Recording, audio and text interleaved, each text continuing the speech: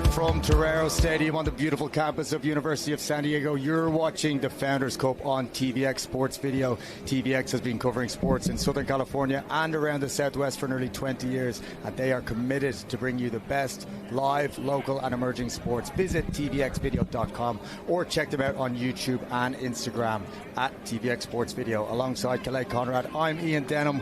Welcome to the 4th annual Founders Cup.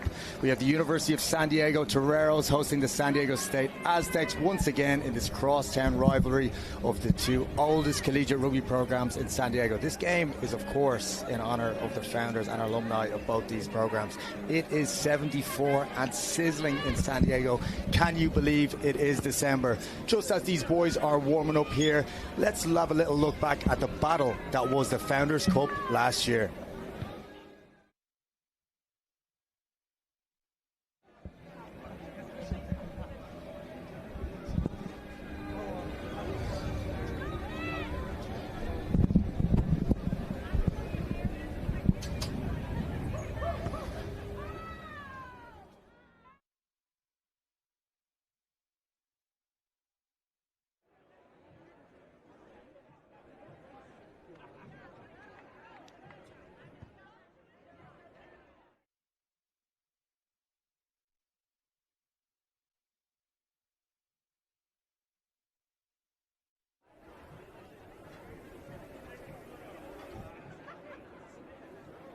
Just as we're watching on screen, the highlights from the action of last year, both these storied college rugby programs. You can see a couple of lads who are going to be gracing the pitch here again today. Colin Albert on screen, but a few of these lads have also gone on to graduate, some of them signing with the local San Diego Legion professional side. So it really is a great program and a great rivalry here we've got. As you can see, last year, both a physical game, but here we've got it in the San Diego Torero Stadium, so you can see even more intensity. That's our boy Paulie Habib popping it up through the middle to get a try. And I'm joined here today with Calais Conrad in the booth, former San Diego State player. Calais, as you look back on these on-screen images of the old college battles, does that remind you of the times of old? Yeah, it definitely takes me back here. Love playing on that pitch, and always great playing the crosstown rivals, USD.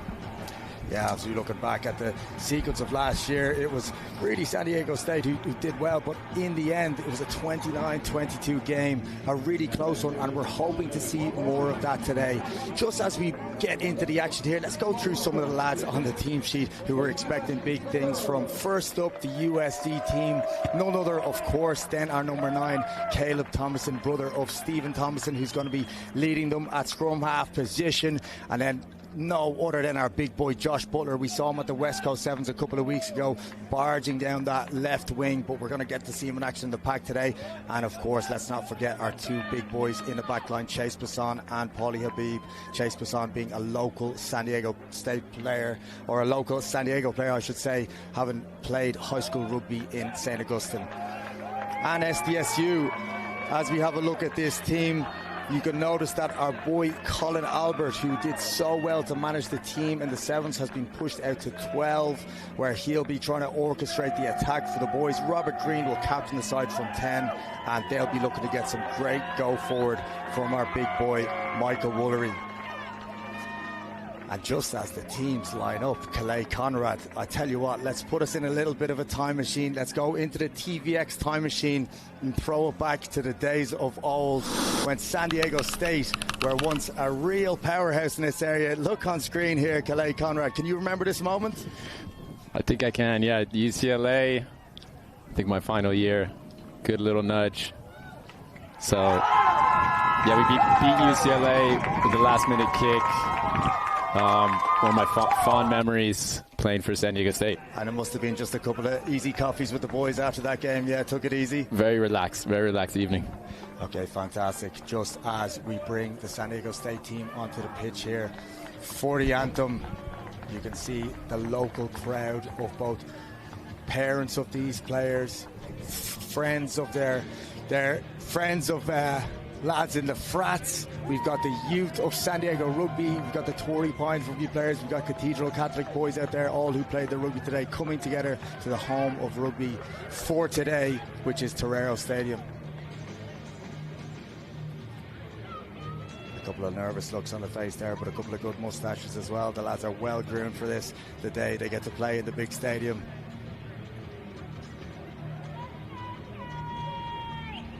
And as you can see, we've got some uniformed spectators. A fantastic day today. We've got free tickets for all those military in uniform. We've got free entry for youth rugby players. So it really is a fantastic day and a great community event here at the Founders Cup. All of those management from the USD squad, including the coach Charlie Purden, Kevin Eaton, have put together a fantastic event, just as we stand for the national anthem.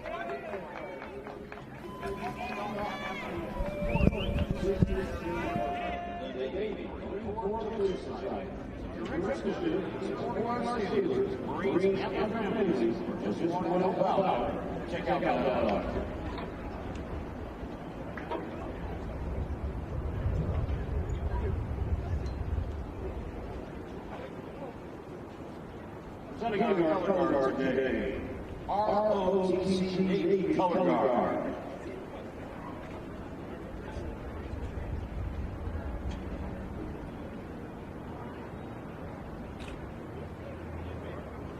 Ladies and gentlemen, at this time we ask that you please rise and remove your caps as we honor America with this rendition of the national anthem today, being sung by James Rugby, a senior here at Costa High School.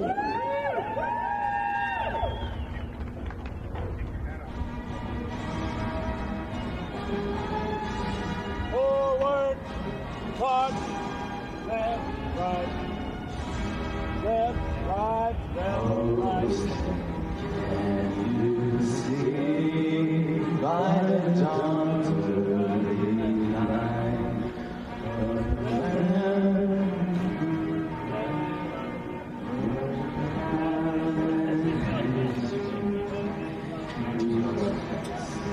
bright stars through the perilous fight.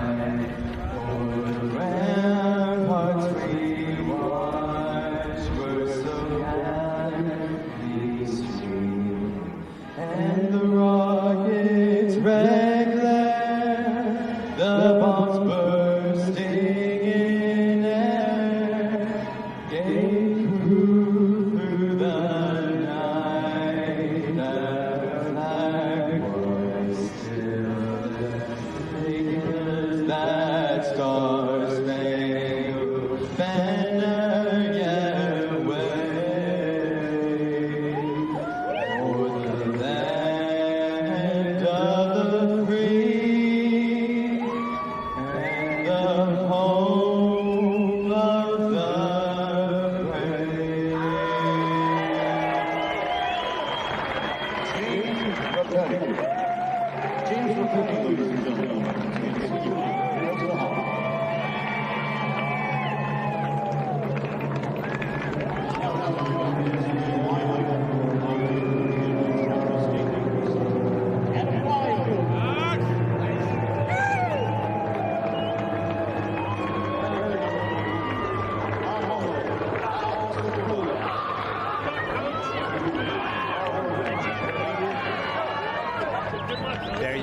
Fantastic San Diego sports entertainment. We have the anthem, the sun is shining, and we've even got a flyover. The only thing left now is the footy. As the guys go into their huddle, it's USD who hold a record of 3-0 in the Founders Cup 2021, the inaugural match. It was SDSU who hosted, and USD got the 26-7 win.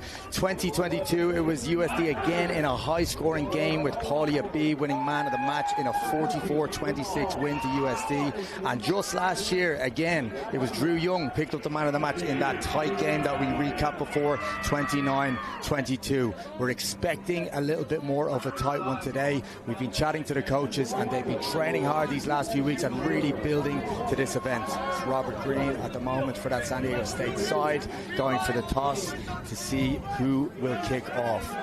Wind's not blowing too much.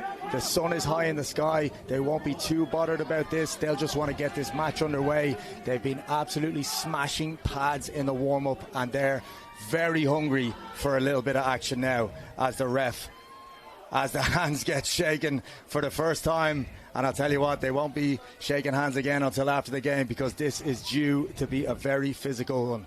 You can see the really beautiful USD military style jerseys they've got, especially for today. It really is a great event for these boys. SDSU are in their classic black and red stripes.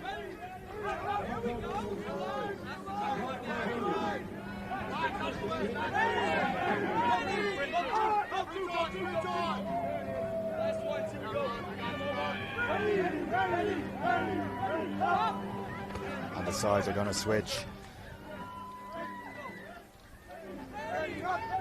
We've got waves from the fans, we've got waves from the cheerleaders. We have got the scores up from our amazing broadcast partners, TVX Sports Video. We'll be getting underway here. I absolutely love that fandom from the crowd. It is like a sevens event here. Girlfriends, boyfriends, wives, families, they're all out to support. And the signs are pretty decent as well.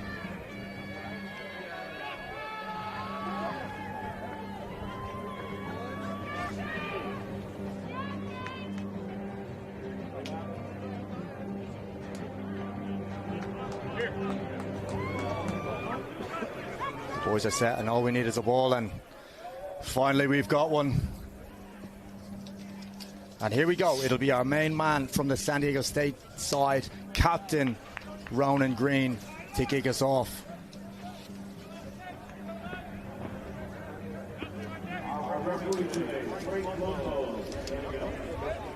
Referee has a little bit of a check, gets the thumbs up from both captains, and the whistle is on, and we are going to get underway. And right away, it's a little bit of a switchback from Ronan Green, and he dinks one right into the side, but it's Paulie Habib, safe as houses, who gathers that one. And straight away, it's a tight play to Max Sayens, who has a carry, but he's met with a vigorous bunch of San Diego defenders, and looks like they're playing very, very pragmatically, with Trofer going for the exit. Nice bit of footwork from Ronan Green. He steps one, steps another, and brings play back up to the USD half. Things are a little bit slow, but that's okay for the big man. He doesn't need quick ball. He just needs a little bit of space. Again, pass a little bit of a wide one from our 9, Zach Cross, as he points again and goes to Ronan Green. Nothing really happening, but he moves it on, and he's going to get himself around the corner just as the San Diego State tight head is dumped in midfield, and it's back to Ronan Green. He's taken it to the line really well. Our hooker looks to get it across his body. That's Doliente. And again, we've got ourselves into USD half. You can see USD making double tackles, but they're not committing bodies to their breakdown like we saw in the sevens game. They're keeping bodies on their feet, and they're trying to mark up as many San Diego State defenders as they can, as again, they push them back into their own half. But Ronan Green, no hesitancy to play with the ball, no quicks quite yet. It's all running rugby, which really is historically the theme of San Diego State rugby.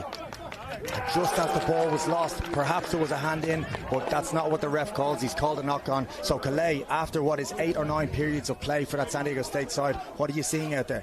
San Diego did a very good job of getting set nice and early, getting into their pods, trying to work the space, get to the edge.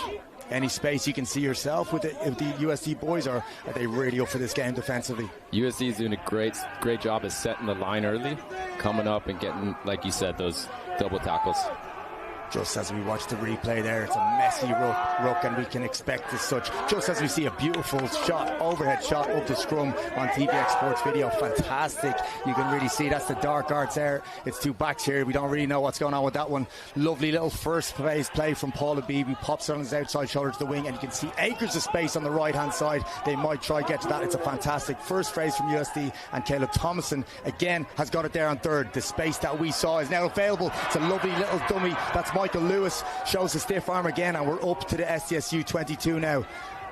Great latch there from our big forward men in the carry, and again it's our big number 8, that's Joshy Butler, who got himself a lot of 7s tries, and now he's in the 15s game, and he doesn't look like he's taking another step back, as Max Sayens, the local player, has a carry as well.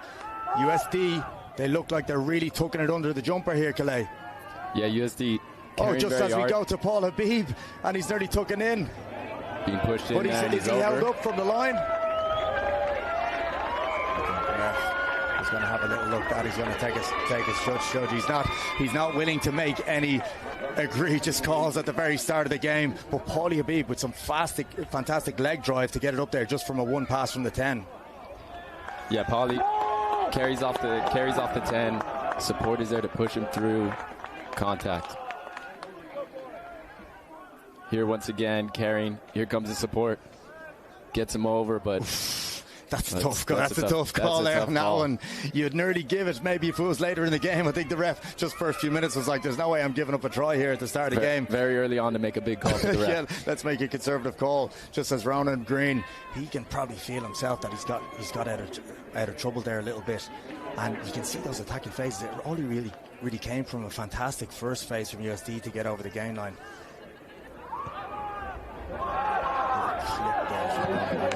Still manages to find grass. It's a great nudge, putting USD back.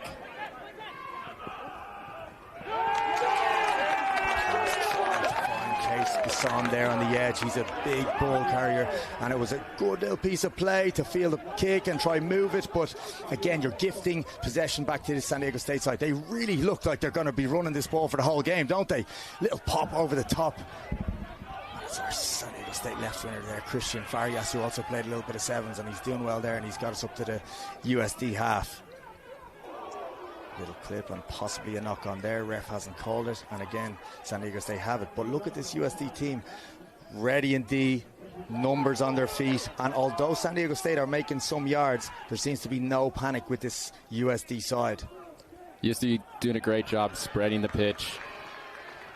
Not letting too much space for San Diego State to attack in. Yeah, for sure.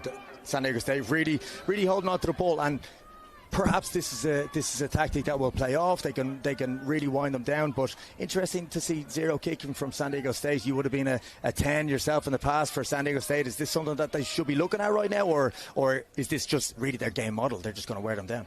I think they're looking to keep possession around the halfway line and hope to break down the defense a little bit more.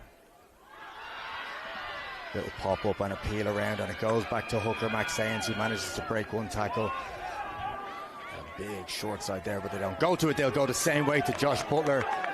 Excellent fight on the deck there, and Caleb Thomason gets another quick ball to Truffer. It's back to our 15, and nearly an effort there to get Chase Basson, but it is our man Michael Lewis, the senior. And Thomason again with fantastic service to Joshy Butler. These boys are linking so well, just as the boys chip back there on the short side, and there is space in a lot of areas for USD. A lovely little tap from that forward pod, and you can see they now have space on the right. Truffer takes it to the line and throws a dummy, has in one hand and another one again. That is a fantastic piece of skill from Truffer, just with the options that he had from the outside. Straightens up his run, just has the little lift of the elbow there as if he's going to play. And wow, Conrad, as a 10 yourself, that's a good piece of play from the New Zealand-born Truffer. A very, very good individual piece of play. The space outside created that gap for him. San Diego State looking to ice outside, but nobody helping on the inside. And that's letting Lucas just dummy and go twice. As he sets up for an easy one right in front of the sticks. He'll use that full clock. It is a sunny day here in San Diego. Looks like the forward pod's getting himself a little bit of water, a little bit of a rest, as the conversion is good. And we look at the replay here, and as you see, San Diego State, a lot of space outside, and that guy just pushing off. Dummy. Makes it an easy kick for himself. It did look easy. You can see numbers on backs there. The number 3 in the line for San Diego State has found himself opposite a 10. Not a place you want to be in, especially outside your 22. Just as the camera zooms in on Cade Caulfield, another local San Diego athlete, played his rugby at Torrey Pines and the Mustangs here in San Diego. So it's great to see these young lads go from San Diego high school rugby into college rugby. As Ronan Green goes deep, and it's Chase Basson who fields and manages to get the ball back, and they settle things down. And again, looks like a tidy little exit. Not the distance he would have wanted, which gives San Diego State probably their first decent platform in the opposition half. They have played some good ball, but it's been all in their own area. So it'll be interesting to see now with a little bit of territory in the opposition half. Can they put USD under a little bit of pressure? They're doing well keeping the ball in hand, going through the phases, but they need to get some go forward so that they can attack outside a little bit more. They really seem to be going through the 10 round and green. Let's see if they pop it down off the line and do the same, which they do. Unfortunately, it was going straight to that 6 as a +1 runner off the line out, but the referee has said it's a crooked throw. The throw did not go in straight from the line out. So let's see the second scrum of the day. We'll pack down. Now, Calais wouldn't be your area of expertise now. You're in the backs, but can you monitor the scrums for us? Let us know how those packs are doing. Last time seemed to be, I'll tell you what, I don't really know. You're going to have to be the one that tells me. Looks fairly even right now. Caleb Thompson feels the troffer, and he just goes with a lovely little one across his body to the far side and leaves a little bit of trouble for that San Diego State fullback, who again gets the one. They are playing risky rugby, and sometimes it is looking beautiful. That is the 6 who was going to carry off the line out, Rodriguez, who again gets fantastic leg drive. And we're going back here. That is Colin Albert. Very flat again. Not able to run onto the ball. Very flat there, and it was nearly a rip there from, I think, Cade Caulfield or Max Sayens, but he's judged to have not released. When the player's tackled and the knees on the ground, you got to release that ball. He was just trying to get that little sneaky strip. But you did say before that San Diego State looking a little bit flat, and that can come from when you're not getting that go forward. You want the ball in lads like Colin Albert's hands. You want the ball in lads like Maditjan's hands, Fleming. These guys can really attack very well, but if they're getting the ball in the back foot, it's going to be difficult against this USD side.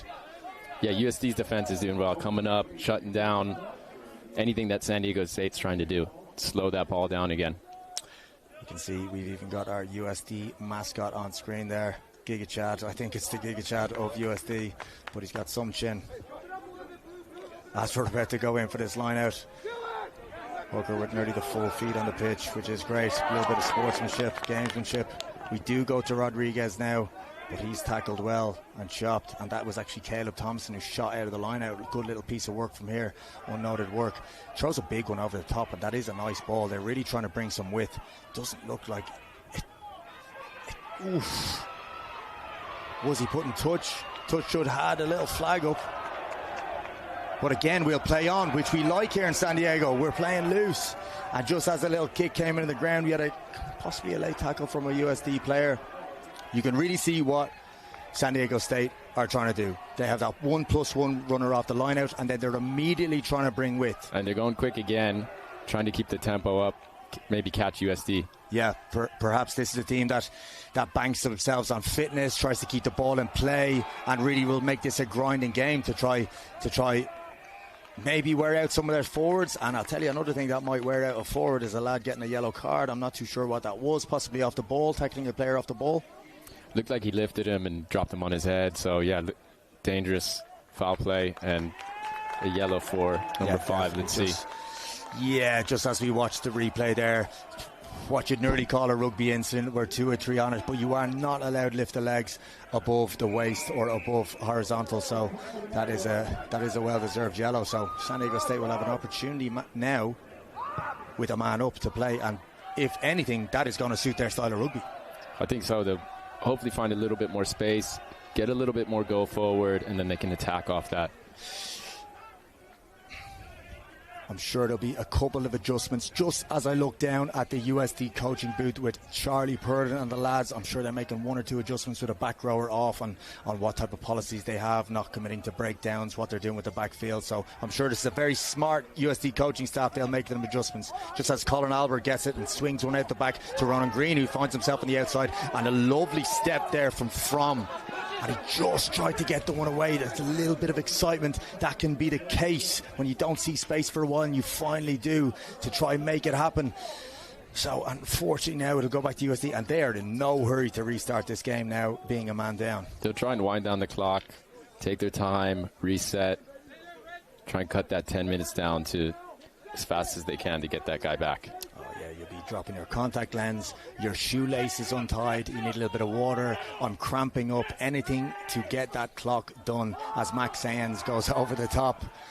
And it is Paulie Habib who picks it up, shows a lovely left-footed step and shapes for one to Caleb Thompson, who also gets it away. Lovely pop. It's that big Joshy Butler who finds himself bashing through the fullback, but it's our second rower who's tracked back to make the tackle. Referees waving play on for the moment. They've gone. They have a breakdown. Even there's no tackle, and it's Thomasine now who picks, and they are within 5 metres now. Chase Basson plays scrum half, and the lads really look to be buckling down now as we go back to Josh Butler, who made the break, and he is a strong boy, but he's held up well by our number one Adelusola, and he's done a fantastic job to stop him going in there. I tell you what, scrum down to San Diego State. Are San Diego State getting out of jail here with that one, or where are we seeing this space? I think they'll be breathing a sigh of relief. I think USD is very good in that area, 5 meters out, getting the early latch, carrying off 9 and going forward. And you'll actually see it was actually off a San Diego State line-out turnover. Just Paulie Habib making that fast, fantastic run. And once that breakdown happened, it cut off that whole San Diego State pack who were slow getting around the corner. Not even slow. USD were just quick. Let's see if USD can... Are they going to run it from there? This would be fantastic now. Run the ball the whole time, even from your own 5 meters as well, which you might do. They'll pay a pod back to the short side. Manages to catch it, but USD are happy to stay on their feet here, wind down this clock as Ronan Green jumps in the pocket now, and he'll try to get it to touch into that Torero Stadium stand, and it just about gets there. A fantastic exit, to be fair, from his own goal line. Just got us up in between the 22 metre and 10 metre line. So Ronan Green, he does have a good boot. It's a great kick. Yeah. It's a great kick. It's exactly what you want from your 10. Standing in the pocket under pressure, getting you out to close to the 10 metre. He does have a good kick. He does have good skills as well. And they are playing a lot of ball. Perhaps maybe we'll see him put it on the boot a little bit more later in the game. But still, as we stand after 15 minutes gone in the Founders Cup, it is 7 to USD and 0 to SDSU. But it's a tight game so far. You can hear that USD crowd is loud. They are really, really supporting this home crowd. That's Woolery there with the carry, and a lovely little snipe around the fringe, which we haven't seen too much as well, as Colin Albert tries his hand as an exit now. And that is a fantastic nudge, bringing play up just to the 10 metre line. And we talked about exiting, and exiting off second receiver there from Colin Albert is a fantastic piece of play. They're just trying to bring all play up to that USD half. Yeah, and if you very adding some kicks in, you're going to make those guys drop in. Let's see the line out steal. Great speed to get up. And here we see the kick. Just finds the corner. He's done well from that. There's a little pick around the fringe there on the stage with USD. I know USD are lining up to get big launches. Maybe that's an area where they can kind of sit them back a little bit. Max Sayans goes to the back pod. And it looks like it's a little bit of a knock-on, and now we can hear a little bit more enthusiasm and a little bit more noise from that San Diego bench. They feel that probably the start of the game didn't go their way. Obviously they're a try down, they got out of jail another time, but now we're perhaps easing into things a little bit more. I think so. It seems like the nerves are a little bit gone. Founders Cup, huge game, so we'll see if they can kind of settle in again, get a bit of go forward, and they'll build confidence off of that. And just as we get, again, the overhead shot of the scrum, we have a great viewpoint here in Torero Stadium overhead. What can you see, Calais, with the San Diego State backline? Are they looking to go wide again? They're looking at the space out wide. There's a bit of space out wide. They look to try and move it, but... Look at that strength from Thomasine. I tell you, he's a gym rat just like his brother. Although the two of them are just about under 6 foot or 5'8", I'll tell you what, they can bench press an absolute cowshed. Little ruck here on the edge, and it's a tidy setup from the San Diego State pod. Again, Woolery's been getting through so much work, and although he's bashed backwards that time, little shift from Ronan Green does not go to hand, but it could be a good idea just with the launch from USD. Again, that's Kate Caulfield who managed to gather, and it's Joshy Butler, and again it's back to our man Thomasine, and a crossfield from Troffer sits up nicely. That is a great idea. Seems to be very similar names we're seeing a lot, Kate Caulfield and Joshy Butler in the pack, and any time they seem to upset ball from San Diego State, Thomasine's very quick in to get the ball right to attempt. They just seem to have a lot of great clarity in that 9-10 position on what they're doing. Yeah, they know what they're trying to achieve. They're going to get a turnover here, move it quick, and we see the space for that 50-22. It's lovely, just about. Not a 50-22. I tell you what, would have been a nice one though as well. Just outside as San Diego State go for the overthrow, but it's Thomason who picks it up. Can he dart his way into the corner? He's trying to flick it backwards. He wants to keep that play alive, but again we found ourselves at the 5 metre line. USD knocking on the door. Paulie Habib with the short line that we've seen so much off Caleb Thomason. Doesn't need the forwards, doesn't need the pick and jams. Paulie Habib says, I'll run that hard line. As you can see, the lad who's played a couple of games for the Legion Academy, he's played a bit of PR7s. He's really growing into himself as a versatile rugby player, playing his trade in the centre now for USD, and that's what they use it for. Just great go forward carries. You love to see a centre step up, take a pass off 9, especially when the ball is quick, and that's exactly how he created that try for himself. Exactly, and how much easier is he making life for that 10? If we're running out of numbers with that pod and the 12 just puts his hand up and says, I'll get us a little bit of go for it, or even on the goal line there, a little bit of chat through to Thomason. But you can see that this stuff is probably worked through. They seem to spend a lot of time together. That takes time to build those partnerships, just as we look at Troffer go to get what is a little bit of a tricky one on the right hand side, just sitting outside the 15-metre channel. We know in the past we've seen 10s miss kicks from that tricky little spot. But not today for Troffer. Let's see if we can have a little bit of look at this replay, Calais, and talk to me through it from a turnover perspective. Thomason just great heads up, and then here quick ball, and you see defense can't get set. Paulie's just taking that short line. I'll tell you what, I think he must have dreamed that up in his journal. He'll take the short line for a try right in front of the cheerleaders, and he'll celebrate with the boys. I'll tell you what, dreams do become a reality, folks, in San Diego, as again it is 14-0 with 20 minutes gone in the first half. USD putting a little bit of a squeeze on now, but it's Robert Green who's looking for territory this time and goes long. Cade Caulfield to field. And we saw a serious bump from him in the 7s. He's tried to do the same. It's going to be a little bit more difficult in 15s with big bodies, but he's still going to go forward. And Troffer's going to go across his body this time. He thinks he's seen some space on the right-hand side. But Robert Green with a lovely little stab through there. And that's nightmare territory for the USD fullback. But he's calm, back to Troffer, and he exits again. But with a little bit of less territory, you have to give it to Robert Green there, in terms of feeling the ball all the way across the pitch at 10, giving a little tap, putting pressure on the fullback, and he's managed to get, from a restart, some fantastic territory there. Yeah, they've got a great attacking opportunity with this line out now. I would have liked to seen Troffer maybe go to the other side. There weren't too many chasers coming up to put pressure on. Robert Green just gave him time to put the ball back. And we can see our 6, our flanker, set up for that +1 carry, but it's a messy one and it's poison at the line out.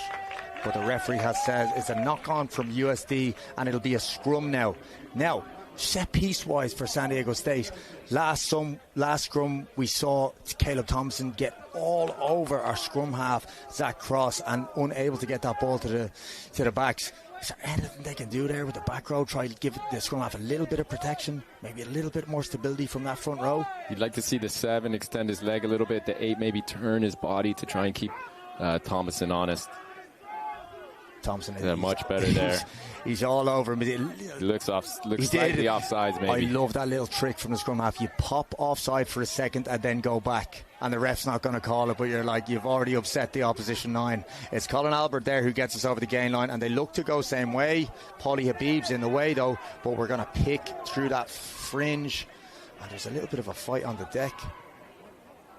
It's a bobble and a tackle, and we're back inside, and just that extra little bit of work at the breakdown from USD has poisoned the ball, and they've really slowed it down. And Robert Green really seems to have got the message now that they're going to try put a little bit of pressure on the lads through kick, but that's Chase Basson who feels very well, and he's a strong boy. He carries up. That's Dylan Joven with the carry, so you can see the 3 boys in the back row really going at it. Back to Troffer again, shapes to kick, steps back on the inside, and he's tackled And it's Thomasin who has to clean things up. And this is the first time that we've seen San Diego State put a decent bit of pressure on. But it's a lot of these boys that can kick. And again, Michael Lewis, who was under pressure again with the stab through, has shown that he can kick too. How handy is it to have a 10 and a 15 who can just relieve pressure for these teams? It's very good. I think Michael Lewis is having a great game so far. He's seen space on the outside. He's been dangerous, ball in hand. And here you can see his versatility. Looks up, sees that they're not going anywhere. We'll just kind of relieve the pressure, put a little grubber in. That's a lovely little nudge. And again, we're back to the San Diego State set pieces. It was a messy one at the line out last time. They'd love a clean one. They go to the front jumper, the safe option, and it's a big one. And it's a look to tap back inside to Rodriguez. But again, that's the 7, Emmett Kim, who actually showed a good dummy and went through space there and ruck in the middle of the pitch. San Diego State have won themselves a penalty. And you can see a thoughtful ponder with Ronan Green here now. Just another opportunity for San Diego State to get a bit of territory. The last line out was good. If they can repeat that, maybe get a good go forward, trying to attack that space wide again. We're really starting to see the same kind of situation with San Diego State. This is 3 lineouts in a row in a similar spot. We're hoping that we can see a little bit of clean ball and just maybe a gain line. Not being biased here, I just want to see what these lads are doing on that second and third phase once they get going, because they have such speedy, fantastic players in that back line. Middle jumper this time, but it goes over the top. It's claimed by our big prop, Tsutsu. And we've gone back to the short side. Little bit of a show and good ball placement. And look how many numbers USD have on their feet. But that's a great pop. And it's Woolery again who carries. We're set up on the short side. Looked like we're going to play the short side a little bit there. I love the sidestep from Doliente. Shows a little bit of a goosey before he goes into the carry. And we're back to Kim now. Really tucks the body well, and he's got us up to the 22-metre line. And now we're going to try Colin Albert's hands and Ronan Green. It's a little pass behind his back. He looks like he was going to try get the pop away. But now possession is getting up, and it's Troffer now finds himself with bodies all over him. Little bit of space in behind. And we'll go back to the original forward pass. You can really see what they're trying to orchestrate now. We went back and forth on the right-hand side. We had a carry through Kim. And then it's Albert and Ronan Green who are really trying to get their hands on the ball in those wide areas. But there's just too many bodies on it, but too many USD defending bodies. Yeah, here I think you can see the steal, but we come back for the first knock. Yeah, USD's defense, such good spacing, spread across the pitch. I actually think San Diego State is having a better time doing those tighter runners, trying to suck into defenders more. They're going down that short side. They had a little bit better luck. And if you can see on screen now, it was the old Italy setup where we had every single player, bar the winger, behind the scrum. I absolutely love it. Charlie Purdon is bringing this one out of the 2006 Six Nations playbook. Chase Basson finds himself away, gets one pass away, and it's the blind winger who gets himself over to the open side. That's Jackson Short, and they've done well here. That play must be pulling off. It's big Joshy Butler in the middle again. A lot of space on the outside everywhere. If Thomason can move it. Troffer to Habib. Does he need him? It's unorthodox, but it does the job. And it's our number 7 there, Cade Caulfield, our local lad who dots down. How about that from the first phaser? Yeah, very, very good setup. Something a little different. I know Charlie was probably drawing that up at night. For sure. And in the end, just really brought attention away from the scrum. They ended up going with the big pass over the top to our big boy Chase Basson on the edge. As you can see, Cade Caulfield marching back.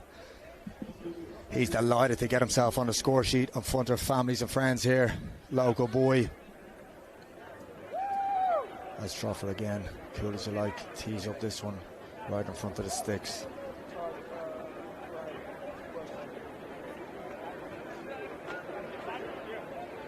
He's 2 from 2 now already, and this one again is quite an easy one. Looks calm.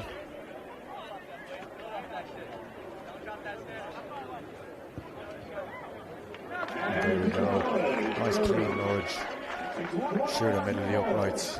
It is 21-0 in favour of USD as we go through this replay here. That was the big one over the top there from the first phaser. Love it. Great ball to Chase Passon, just doing what he does, going forward, getting the offload. And then here is where USD is so good. They go all the way to the other side in 2 phases and score in the corner.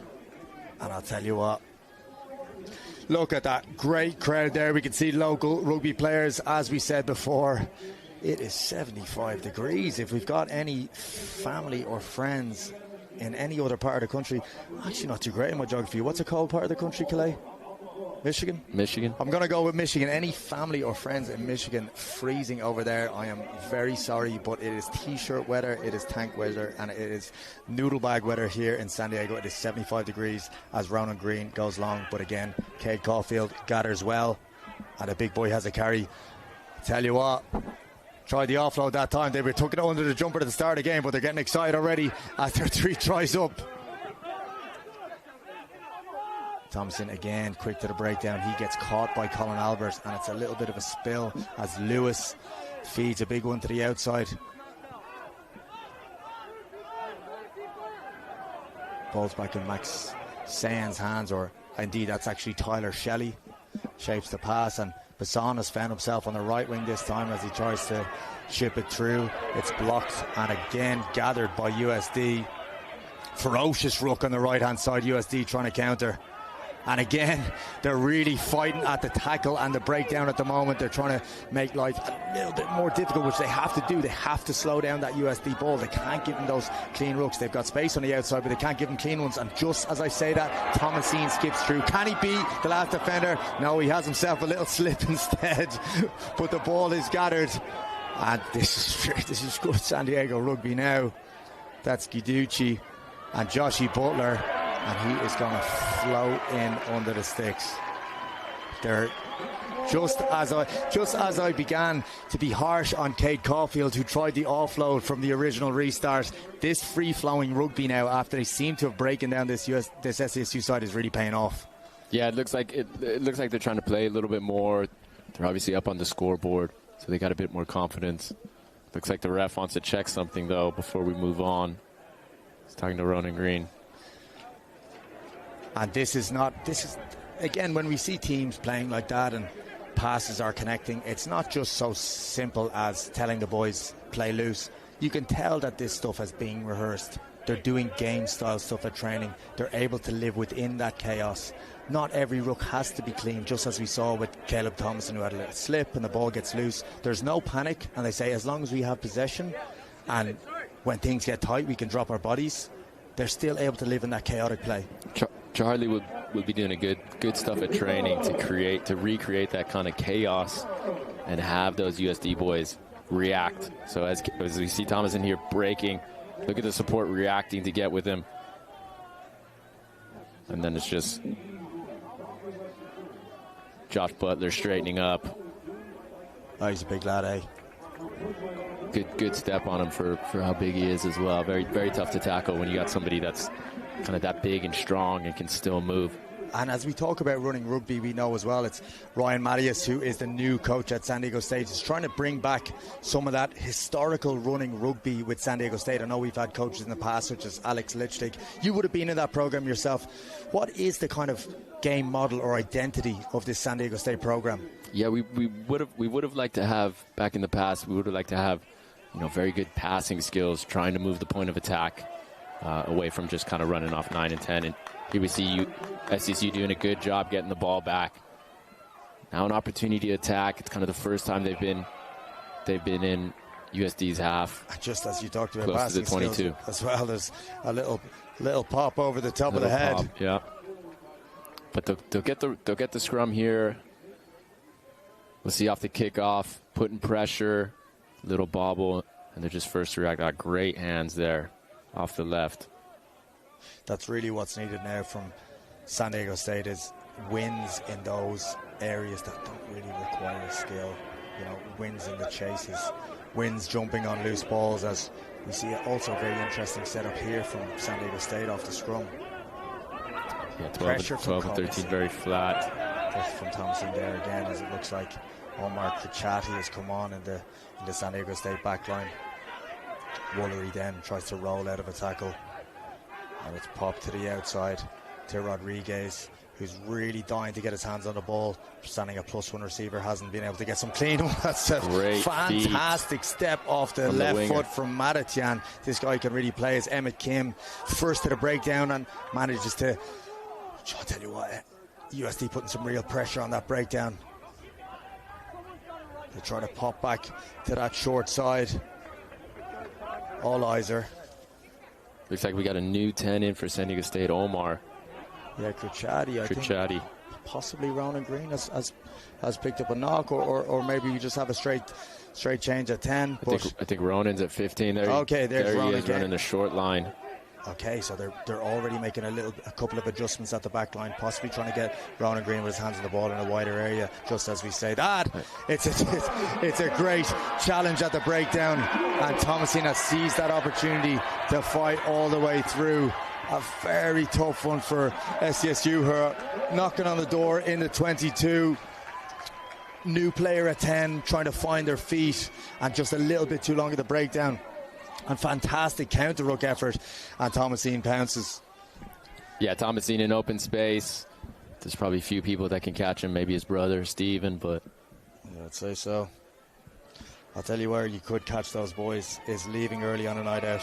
Because I tell you what, they take their fitness very seriously. If it goes after 10 p.m, Stephen Thomason and Caleb Thomason will be home. They'll be straight on the stretches, stretching the hip flexor. They'll be icing. They'll be having a protein shake, and they'll be skipping the beers.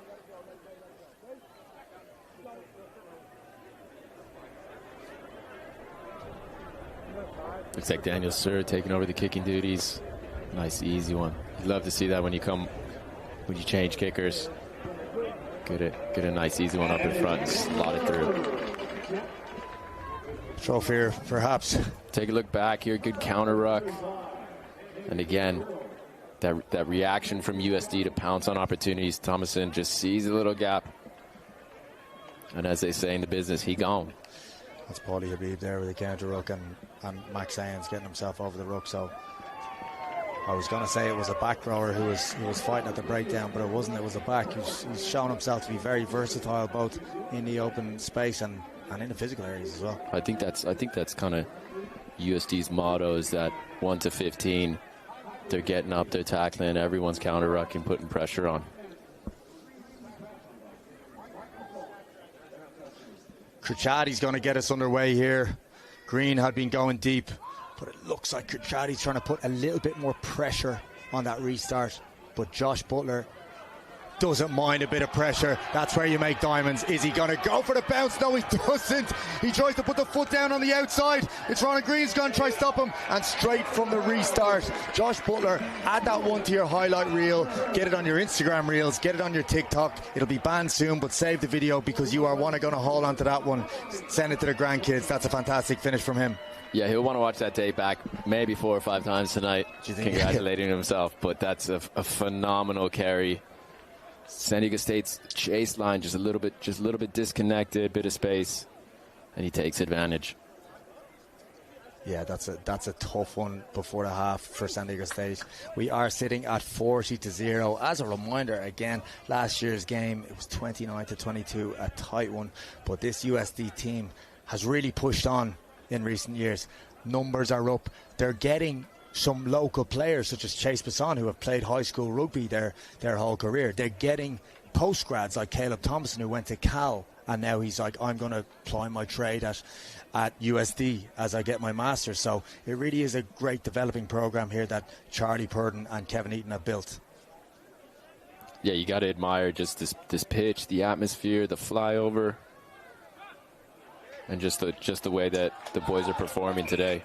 And I'll tell you what, we were a little bit hard on Trophier because he had a few easy ones, but that one's right from touch, and he'll be happy with that one. I'll tell you that. No pressure though. No pressure. 40 zip. But very, very good strike. Very, very well taken, and very, very well taken, and the flags go up, and it is 42 points to 0. 37 minutes gone, just 2.5 minutes left. San Diego State. Heads are dropping slightly now, but again, this is a developing program. From the heights of getting in the, I think, national championship semi-final at one stage with Eagles like Alex Ross and Stephen Mulhall, even an Irish player they had in their ranks at that time, and it'll be Ryan Mattias really trying to get them back to those heights bit by bit. So although they're 40 points down in this game, there's still stuff that they can get over the line in preparation for coming games. Yeah, there's definitely things that they'll continue to try and achieve throughout the game, regardless of the score line. But they'll be looking for an opportunity to kind of get a turnover in USD's half and maybe get going off that. And just as San Diego State are doing that, these USD boys are saying, I want to get myself on a scoreboard. I want a little moment of magic on front of that far stand. My mates are in the stand. My parents are in the stand. I want a magic moment. Pulls back the trophy here. He has a little pop. And that's Habib, man, finds himself on the edge. And a lovely one evaded tackle there. Jackson Short with a great carry off the edge. Good bit of speed. Bloke. Looks like he was onside there. Referee's just going to call the knock. I think Thomasina picked up. It was a very wasn't too much of a broad ruck, so he had the opportunity to get to the scrum half. Just as you look at Short getting Jackson around. Short. It's a good tackle there by the covering 15. But unfortunately knocked on in the tackle.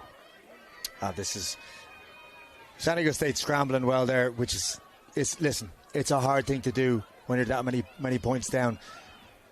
It's a hot day. It's early in the season. I'm sure these boys are tired, yet still they're fighting as hard as they can to try and make those scramble scrag tackles.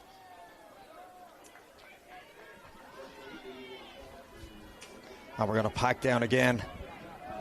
Probably the last set piece of the half as the big boys bind up. And you can hear from the crowd a little bit of enthusiasm to try get them through this last scrum.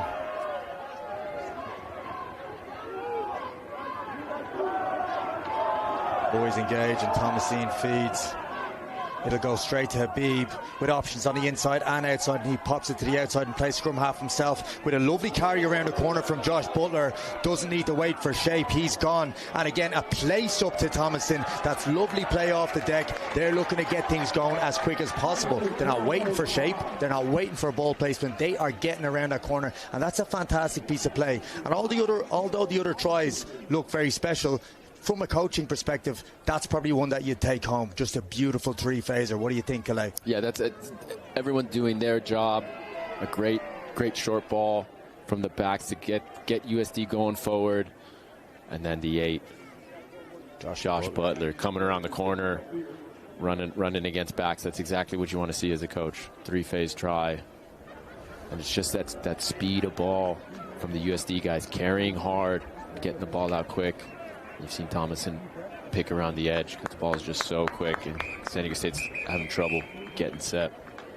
As trophy here brings us up to 49-0 here at halftime. A couple of the heads have dropped from San Diego State, but they'll go in, they'll try change a couple of things and get themselves on the scoreboard, give their fans, give the family a little bit something to cheer about as we see Ronan Green and the boys make their way off for halftime. And as we break off and see these lads rehydrate, a little over a month ago, the Chula Vista Elite Athlete Training Centre played host for the 2024 West Coast Sevens main event. Rugby Sevens is back in California. We saw 10 teams from California, Arizona and Texas face off in the 2-day melee of non-stop Sevens action. Let's take a look back at some of the best performances from the weekend with your 2024 West Coast Sevens all-tournament team.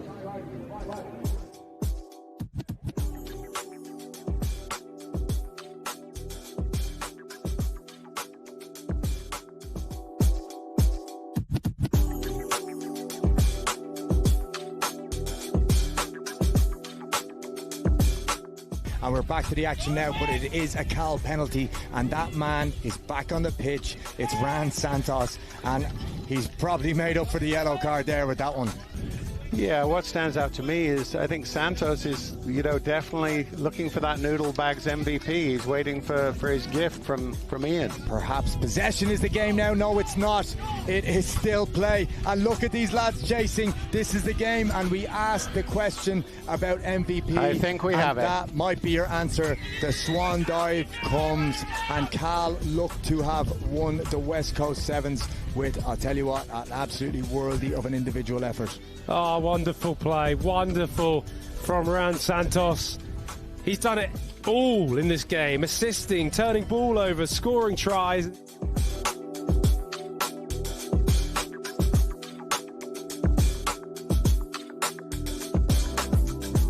can see as Neely makes the conversion. Our man DJ has got a few tries earlier in the day. It was two big wide pills to try put him into a bit of space, but he stepped back in the inside twice. But we might find Neely and Jackson Gray linking again. He doesn't need the link. He's going to go the whole way. And this man's doing fantastically well. Not only is he facilitating and assisting tries, he's scoring them himself.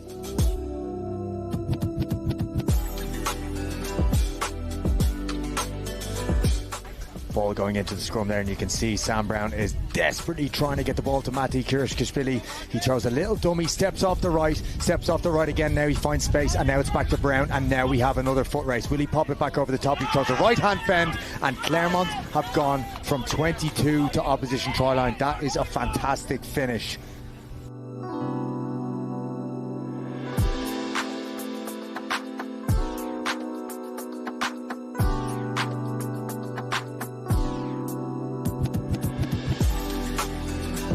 At the collegiate level, at the high school level, you just want to see the great game of rugby expand and grow. Look at this wonderful shot of Kurikashvili just going on the outside, saying goodbye to the defender and getting another try in his name. Good work from Clement.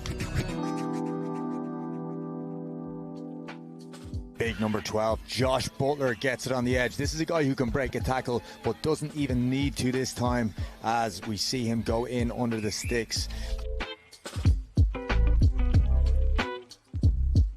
That's number 12 now. That is Josh Butler. We've seen him score a few. And again, that big man on the edge, breaking tackles and managing to show his pace as well. USD are back in the game. And it's underneath the sticks.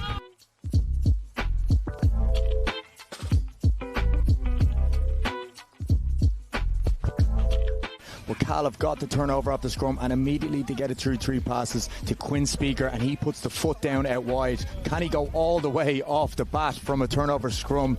Yes, he can. That's San Diego native Quinn Speaker, a former San Diego Mustang.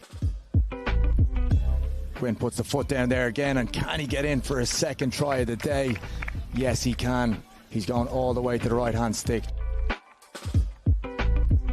Watch the replay. We talk about individual efforts when things aren't going right as a team. Sometimes you need the big boys to just step up, and he's done that from just outside his 22. Beats one player, beats two, and goes the whole way.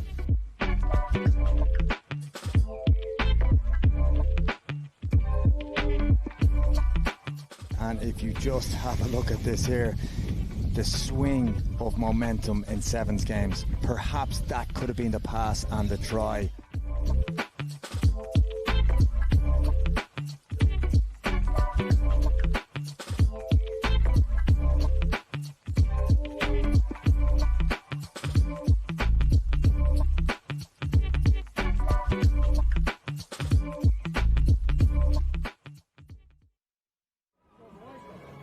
Welcome back. You're watching the Founders Cup on TVX Sports Video.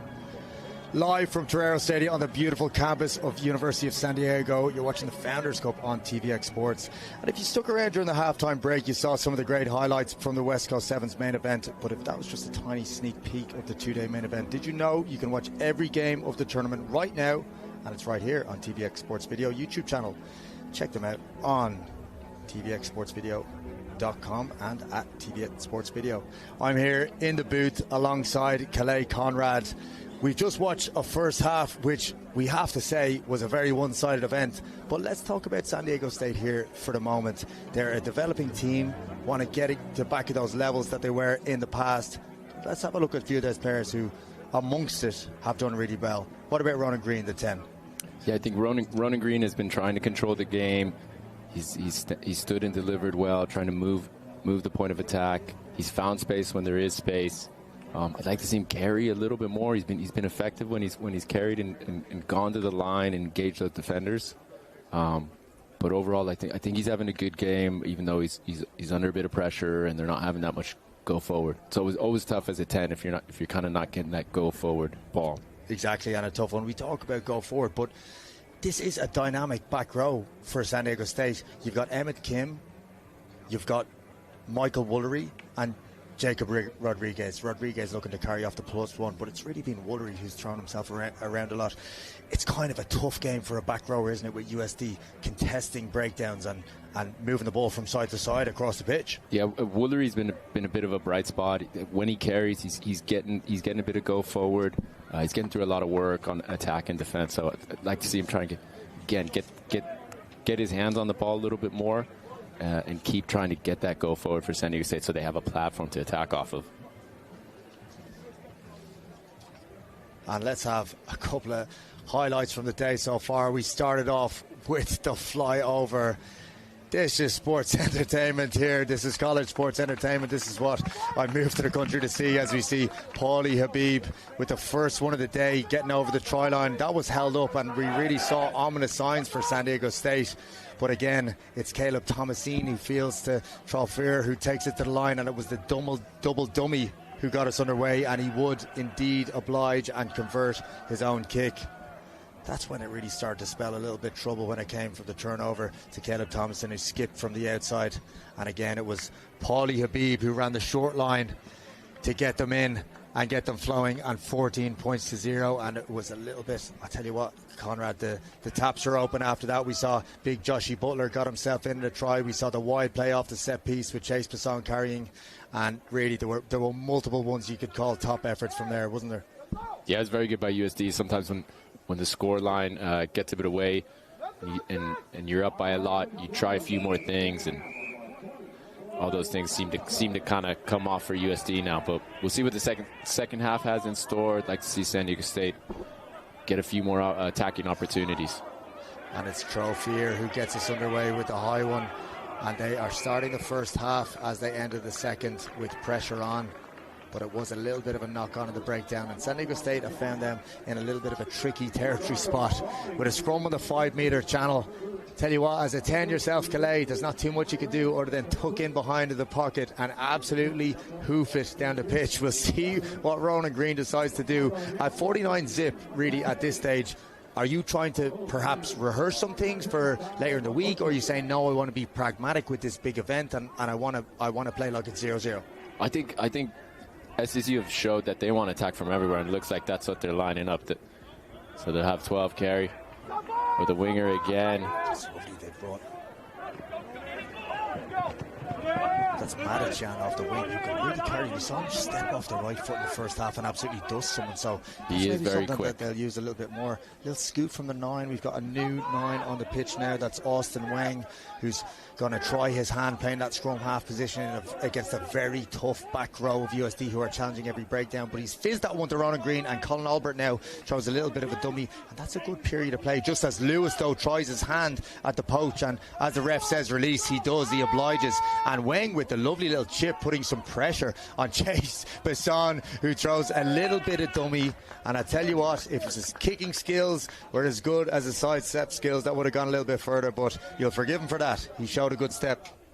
Still very good to cover the pitch from the far side wing, coming across, making sure that San Diego State don't pounce on that ball. But it was good pressure by San Diego State. They did well to identify that space. Let's see if they can win this line out again. Go forward, put a few phases together.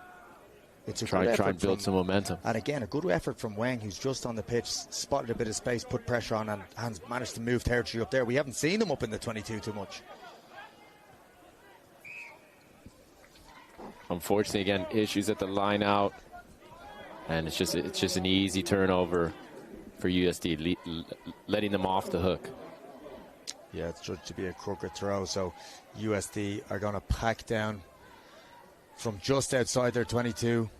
It is 49-0, as we said before. So again, USD looking to run things from their own 22 there. They have that similar shape that we saw. They've got that stacking behind, and they're going to shift when the ball goes in. We've seen this from a couple of New Zealand teams. We saw it from the Highlanders. We've seen it from Italy in the Six Nations. And now we've got USD here in San Diego as Trofier throws a wide one. And it's the double skip to Lewis. And he straightens up and gets to the Basson on the edge. And he's going to drop the shoulder and gets us up to the halfway line. I tell you, if there's one way to exit, it's by carrying the ball like that. Pass it to Basson and let him carry.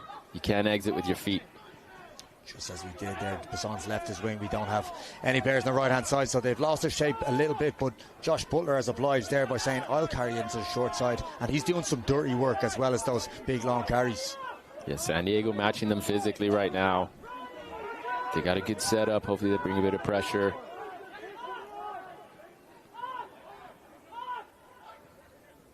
Great ball there across the body from Daniel Sir. Really fizzed it. And it looks like it's came off a San Diego State hand. But the USD will bring it up. And from a try just outside their 22 to a try on the halfway line, you'll give them that. They'll exit by running. Yeah, USD look very confident right now. They're trying to really move the ball. It's a great passage of play off first phase. 2 skips, but here we see the knock on. San Diego State just getting the hand out. So USD, another opportunity to attack. Looks like they got Paul Habib playing short, and they go out the back.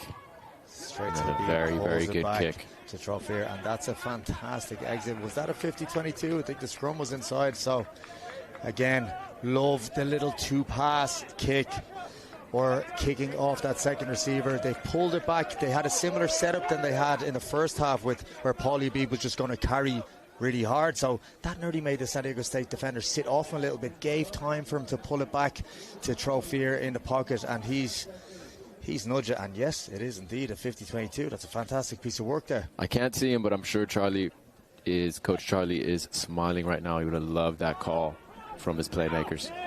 I'm sure the players will say they did that on their own, and the coach will say that they dreamt it up. But we're going to change the team here. We're going to go for a maul as Max Sayens has it at the back. Paulie Habib joins, but he brings him to deck. Thomasin's looking for players, and Cade Caulfield looked to pick, but it's a robbery on the deck there. That's Baden Davies, who's come off the bench at number 23 for San Diego State, who's managed to rip it in the tackle. A little bit of argy-bargy around Paul Habib, and the step, he tries to get on the right foot, and it goes high now. Opportunity for a counter this time, and it's big Josh Butler who throws the pass this time. Michael Lewis gets it across the body to Basson, but he's adjudged to have been tackled late. Penalty right in the middle of the pitch on the 10-metre line.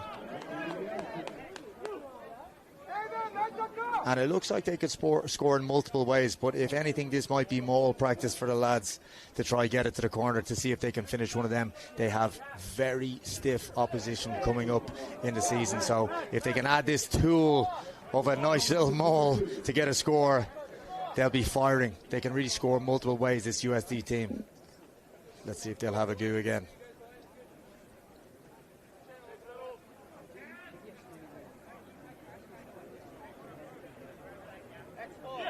Full line out from San Diego State. Goes to the middle, and they will indeed drop for a maul or appeal, but it looks like... I'm actually not too sure what's going on there, Conrad. If you can give me some help with the line out or scrum, Dark Arts, that'd be fantastic. But it's just going to be a reset, so we don't even need to address that I don't know what happened, and we'll go back to the throw as Max Sayens pops to the front this time, and it's going to be a free kick to San Diego State. Again, it's the same infringement. Wayne grabs, and he has a tap. My lip reading isn't that good. I'm not quite sure what was there. Maybe closing the gap early. We're getting some inside info that he left the line out and then come back in, so we'll make a note of that one for future reference. Nice little offload there. San Diego State are maybe thinking, let's relieve the pressure a little bit and just play rugby, but he's met with a fantastic topple from Kapust from USD. Good to see a front rower putting in a hit. Wang again on ball, but it's a little bit of a dive over the top. That's Habib there, still fighting, but unfortunately this time it was illegally. You cannot dive yourself over a ruck. And Wayne, again, Wayne's gone to touch this time, so perhaps he's taken over the kicking duties, and they're going to play from 9 a little bit more now. Whereas in the first half, they're playing from 10. It's a great nudge. I think they'll have a little bit more success playing off 9. Again, USD's defense, very good, but they're spread very wide across the entire pitch. I think there could be some space in and amongst those first few defenders.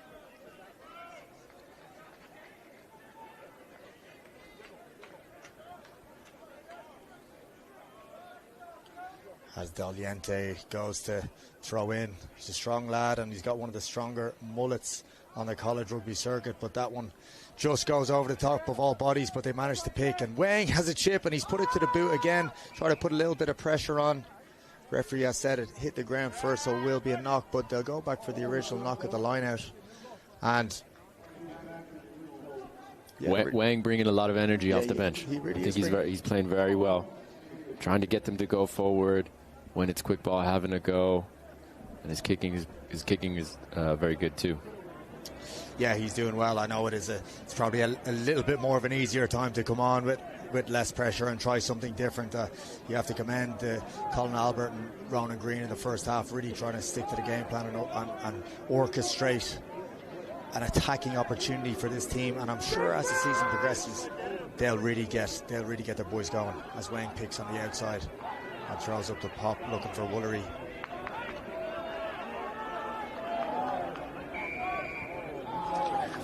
Diving over the top, and it will go back to USD. And USD are saying to themselves, we've got some tries on the board and we'd like to get a few more. It's not defence that we want to be playing today, but still, I tell you what, there's no one shying away from tackles, and there's still no one shying away from counter-rucking. They're really trying to build a gritty culture with this USD team. Yeah, I think the physicality from both teams has been very good. There's some big shots being thrown. Classic rivalry week stuff. And I'll tell you what, you've got to say fair play for the coaching staff for building a gritty culture, because how can you build a gritty culture here? It is absolutely beautiful on campus. The sun is shining. The grittiest teams back at home would have been playing in puddles. It would have been mud. There'd be cold showers. So fair play to these boys. Maybe putting in a little bit of hardship of training with these lads. You see them on social media running hills, so they've definitely been training them to the bone. As big Paulie Habib comes in off the wing from Thomasine, they're trying some different things. It is a knock on, and again San Diego State will gather, and it's Wang with a lovely quick pass up the deck to find Ronan Green, who tries to free up the arms. I know the lads are doing their best out there to try connect and create something there, aren't they? They really are. It looks like there's a little bit of space. Ronan's trying to get his arms free for the offload, but unfortunately no luck, gets held up, but they'll come back for what looks like potentially a knock on. And yeah, so we'll see here against Ronan. There is space in behind. He just can't get his hands free, but again, credit to USD swarming, getting to the tackle. And in a position like this, not saying that you would have been in yourself in the past down by this many numbers, Calais, but what are you thinking as maybe a leader or a 10 in this environment when you're so many points down? What are you trying to get out of the game? Yeah, I think again, you want to keep working hard, but you want a result. So try and get your team in the right area, and then put a bit of pressure on maybe USD's line out, and then attack off that. And would there again be just a couple of little personal goals for the players as well? They want maybe a good moment, maybe bring something and get something bright out of the game. Definitely, as we see USD another good double tackle, and Wang taking control and saying, I've had enough, let's move it down. And when they've done that, they've just had a couple more chances to put USD under pressure. Great fielding there from Trofier, who's gone from 10 to fullback on D. And now possibly we have an opportunity. We see a couple of changes there. That's Thomasine off, and we have a new scrum half on. It's a lovely pass as Trofier takes that space as the defender just got ahead, but he's chopped down, and Woolery tries to get himself over, and Woolery with a good poach there. Yeah, well done by Woolery.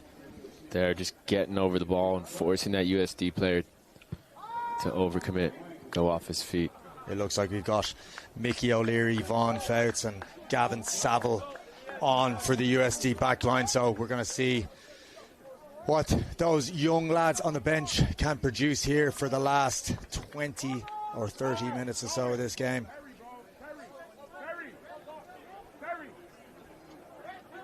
Mullet man, Doliente about to throw into the line out where they've had trouble all day, but again, set up at the tail. It's a little bit of switch, and he's going to go to the front. Nice clean ball this time, and Wang's caught, but he manages to hold and he presents. That's it.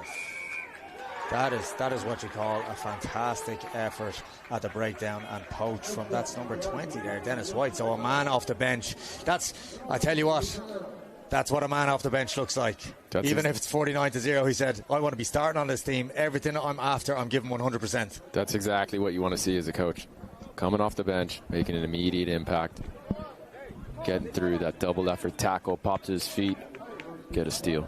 Yeah, that's good. They really talk about energy givers coming on the bench, and they've so many registered players now. It's just testament to this program. But you could even see in the West Coast Sevens that we had recently, they had an A side and a B side, all got around each other, all supported each other, all slapping each other on the backs after the games, whether it was the A side or B side. They're really building a great community here at USD Rugby. That one's gone over the top, and Wang's fighting for it again. He's really trying to pick up scraps as Habib gets it. Troffier shaped a kick, but then in the end, that's Sir pops on the outside to Bassan, who's going to try it on the boot again, and this one is a beauty, and he's chasing it himself. Bassan, I tell you what, with the NRL rollover in the corner, he will be happy with that one. Great little nudge on the run, very difficult skill to do, but then an unlucky bounce for Ronan, and Chase Bassan picks it up and scores. There with, let's call that American football celebration, Calais, is it? And you would have been a coach of Chase Bassan at St. Augustine at one stage. What was he like as a freshman or sophomore player when you coached him? Yeah, very, very enjoyable kid. He was then, now a man, but always a very strong ball carrier, worked really hard, and it's really good to see him thriving, and looks to be maybe one of the leaders, upcoming leaders on the USD team. Yeah, he did, and it looks like he's getting a couple of smiles from the crowd as well, so he must be a fan favourite, as Troffier does not wait for the kicking tee and tries with the drop, but it is no good on that one. But no worries, we're at 54-0. And here we go, a little chip. It's just a very unlucky bounce. Chase Bassan first one there, and finishes off in style. That's a tough one for Ronan Green. But you got to give it to Chase Bassan. Chase kicks with everything you have, and sometimes you'll get the reward. So he's got himself on the score sheet at the Founders Cup to bring us up to 54-0. It is the second half. 55 minutes gone in this game. We still have some time to go. San Diego State are getting back. They brought Wang on. They've had little bits of momentum, still struggling at the set piece, but these lads will want to get a score on the board here, won't they? Yeah, they'll definitely be looking for a bit of a result for all their hard work. They are working hard out there. They are putting their bodies on the line and putting in some big hits. Again, pragmatic play from USD in their own 22, and it's a fantastic nudge there. It's both Troffier and kicks it through, and Green tries the little chip and gathers it again. Caulfield goes for the poach. Referee says play on. He's managed to rip it, and then it's a newcomer now just off the bench for USD. Mickey O'Leary has a little bit of a snipe. Polly Habib plays scrum half this time, and it's Kate Caulfield who runs the short line just at the fringe. He says forget ball placement, I'm just going to throw it back on the ground, and that's fine. USD will live with that one. O'Leary to Troffier on the outside. Again, Chase Bassan shapes for a pass and goes through. Can he finish this one? He goes with the bump instead, and it's taking us up to the 5 metre line. USD players queuing up to get the ball in their hands, but we go back again to the short side to our 10. Troffier, who has kicked so well all day. Nice little short line there from Dustin Braun. And again, the big man, Kapust, with the carry. They're lining up, and it is one of the wingers who's going to get across. Is that Chase Bassan again? Chase Bassan. Popping up off the sub-scrum half, Mickey O'Leary's shoulder. That's good connection there, isn't it? It's a very, very good little play. Very good little play. Tough to defend. when the nine's just kind of dragging and just giving Chase a little soft shoulder to get in. And Chase Basson gives a little tap on the head to say, was that to say I'm tired, I would like a substitution, or I'm very happy with my 2 tries in a row? We're not too sure, but we'll monitor it as we go. Tofier has got his kicking tee this time, and he'll want to add to the record. 59 points to 0. This will bring us up to 60. Fixes the jersey. Very classic 3-step. Nice converted here at the Founders Cup in San Diego, California. It is 61 points to 0. Everyone's out today, family and friends. Just as we have a look at the replay, it was the 2 big boys who had a carry at the start, but then a winger just coming around the corner and taking that line off the shoulder of the 9. It's tough to get timing on that sometimes, Conrad, isn't it? Yeah, it is very tough. It is very tough. Ball can squirt out. Maybe it's not clean, but at that point, that time, it was perfect. Chase was on hiding in behind the ruck and then just sneaks around, and Michael Leary just pulls that second defender in, creates a little gap. Similar spot here now with Wang, who's done well to try bring a little bit of a spark to this San Diego State team, but it's been a hard one and a little bit of a tricky restart. Sometimes the Scaldy ones are the hardest ones to take, but this one's knocked on, and we will have a scrum for San Diego State. A lot of newcomers in the back line now for SDSU, but we still see Colin Albert out there in the midfield. He'll be disappointed with how these things have gone. He played so well in the 7s, and he probably just wants to get the ball in his hands. And again, are we seeing Madatian standing at first receiver? That lad, he'd step you in a phone box. So maybe they're just looking to get it in his hands and have a go. It's not a bad idea. Let's see what they do here. Big push goes on from the USD front rowers. Or I should say the full pack effort. I'm really doing the second rowers dirty there by just saying the front rowers, but it's a great squeeze from the USD pack, and they've put the SDSU pack on skates a little bit there, but the backs will be hoping they can lock this down just to have a little bit of an attacking effort. SDSU backs outside. Lined up very flat. Looks like maybe a little blocker play. Trying to get to the outside of 13 and attack that outside channel outside of USD's 13. Put a messy ball. Messy one. They still try to follow through with the play, and that's a good bit of speed there. We can see that's Aidan Fleming. Like, we hadn't seen too much of him today. Again, he can carry. There's so many of these San Diego State boys who we've seen in previous games and in 7s that can really play and are really dangerous in space. They just unfortunately haven't had that opportunity today, and you've got to give it. It's down to that USD team. They've really deprived them of time, and they've really deprived them of space.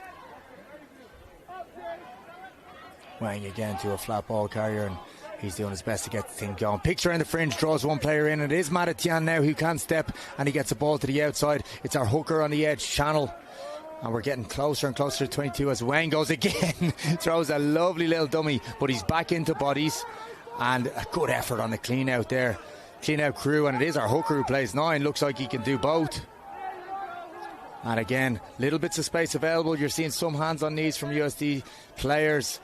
SDSU will next phase dying. has to be quick by SDSU to exploit that space. The little slap Habib there from Paulie Habib. What do you reckon with that one? That's good gamesmanship there, I'll tell you that. Oh, just as the skip goes over the cross to Cade Caulfield, he looks for the offload. Mickey O'Leary. And this is a scrappy game to end it now, isn't it? Lads, both teams still contesting rucks. Fair play to them. 61 minutes gone in the sun, and still every ruck is an absolute scrap. Yeah, San Diego State fighting for everything. Look at that, Ronan Green at the bottom of the ruck, getting up. He's been all over the place. Fair play, he's put in the shift. I'll tell you what, Mickey O'Leary must be like, come on, I'm going on sub-scrum half, give us a few clean rucks so I can play ball, but San Diego State are not letting them do that. Have a look at this here. There you go, Ronan Green getting fighting up. Pops over, pushing 2, 3. Boys out and just making it messy. And San Diego State, great opportunity here. Left-hand scrum. You'd love to see that as a backs. Left-hand scrum.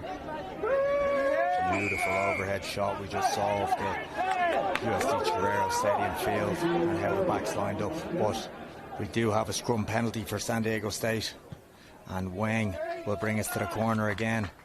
I think this might be one of the first few times we've seen San Diego State in the 22, and as we said before, set piece is key, as the boys there from San Diego State, Preston Kwok and Wang, are just having a little bit of a micro chat saying, if we do manage to get it, what are we doing here? Are we getting over the gate line, or are we trying to go wide straight away? Looks like they're trying to get it into Albert's hands. I like that idea. He's carrying Barrow, gets over the gain line, and it's a high tackle. And Wang Caulfield there is pushing the pace. The good bit of feet. Not sure that guy was 10. Wayne goes again. They'll be without their 9 for this play, but will they try to tuck it under the jumper? They're going to have a single carrier there from Baden Davies, who says, want to get my hands on this ball, I want to get on the score sheet.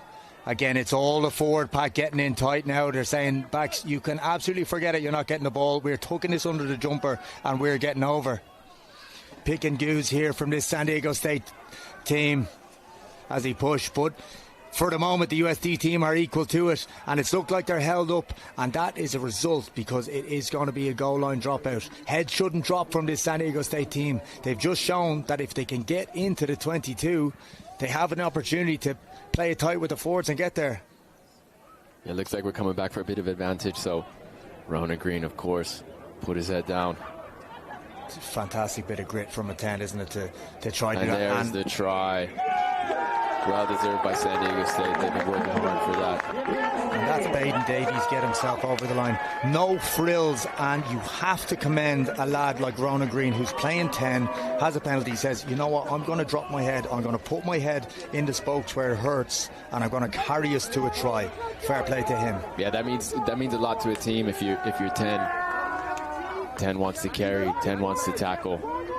They'll take a bit of confidence for that now. Exactly. There's still a bit of time left. See if they can kind of continue this momentum. Of course, and listen, we all know it's 61 points to 5. There's probably no coming back from this, but it's about taking things into next week, taking things into the next week of training, taking things into the next game, even getting a couple of lads reps as well. So there's things to be achieved here. Yeah, there'll always be little goals that you're trying to achieve, that you're trying to get through, things you want to see from certain players. So regardless of the scoreline, I'm sure Coach Mattias will be looking for that in his boys. Wang with a really unorthodox style. He straightened up on the kick, but then came around left to right. I'll tell you what, that's a decent nudge. Even if it looks ugly, if it goes over, I'll tell you what, you'll Here take we go. it. There you see Ronan Green carrying hard. Good quick ball placement. And that's just a bit of grit. Baden Davies there with Baden the pick. Davies. So again, a lad coming off the bench and having a pick and go try. Good for the group. Good for this San Diego State group. Again, that all came from just putting the ball down into USD's half, creating a bit of pressure.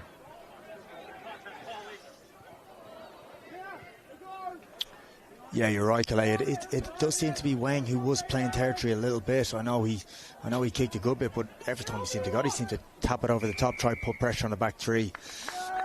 And again, the restart isn't gathered. A little bit of pressure on Chase Passon trying to put pressure on his back three, but we'll go back for the penalty, and it's an opportunity now for them to exit in a calm manner, get their set piece going again, and try put a little bit more pressure on, see if they can get another boy in the score sheet. Yeah, it'll be tough. Ryan will be pretty disappointed that you work so hard for a try, and then come kickoff, you don't secure it, and you're back on your own 5-meter line defending. But luckily, they get the penalty, clear their lines again, set up the line out nice and easy, and get back into their shape, or potentially even exit here, relieve that pressure, put it back on USD. You can see Ryan Mattias just in the bottom of the screen there, just having a little bit of a chat to the boys, trying to organise a little bit if he can from the sideline. Trying to go to the middle jumper, but it's just slightly bobbled. It's a big prop. Astley, fantastic carry there. And Lovely again to little our tap to number himself. 4, he's done well, Dustin Braun. And Mickey O'Leary's really bossing things, but just as I said that, we have a little bit of a knock on from a pod. Again, they contest the breakdown. And again, Ronan Green is right in amongst the action. Anything he can do at this stage. Play 9, kick the ball, hit a ruck. He's doing fantastic. He is getting through mountains of work, especially for a 10. So SDSU relieving a bit of pressure for the time being, but again, USD with the line out, see if they go to their maul or try and play a little trick play off of it. Maybe a front peel or a back peel. That's Granillo now. Again, Granillo's come on at hooker. See if he can hit his dart right off the bat. Just a slightly high one, but again, we've had a little bit of a knock. Hard to keep that concentration going when you put 61 points on the board. The change room is calling. A couple of celebrations are calling. You're an early half checked out at this stage. It's very hard to stay present in a game of rugby when you have it won, isn't it, Conrad? Yeah, I think USD will want to continue putting pressure on San Diego State, not kind of changing what they do. Ball's popped out the side. Wang won't have an opportunity to play that one.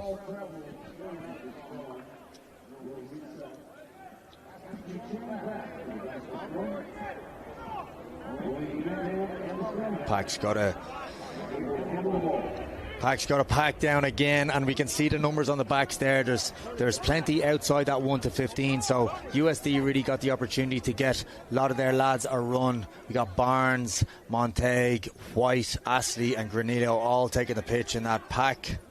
And of course Mickey O'Leary coming on at 9 for the fantastic Caleb Thomasine, who did so well in the first half to conduct the troops alongside Trofeer. San Diego State with a penalty. Wang will kick it down to about halfway, and they'll have a line out in a good attacking position. Don't want to move it again.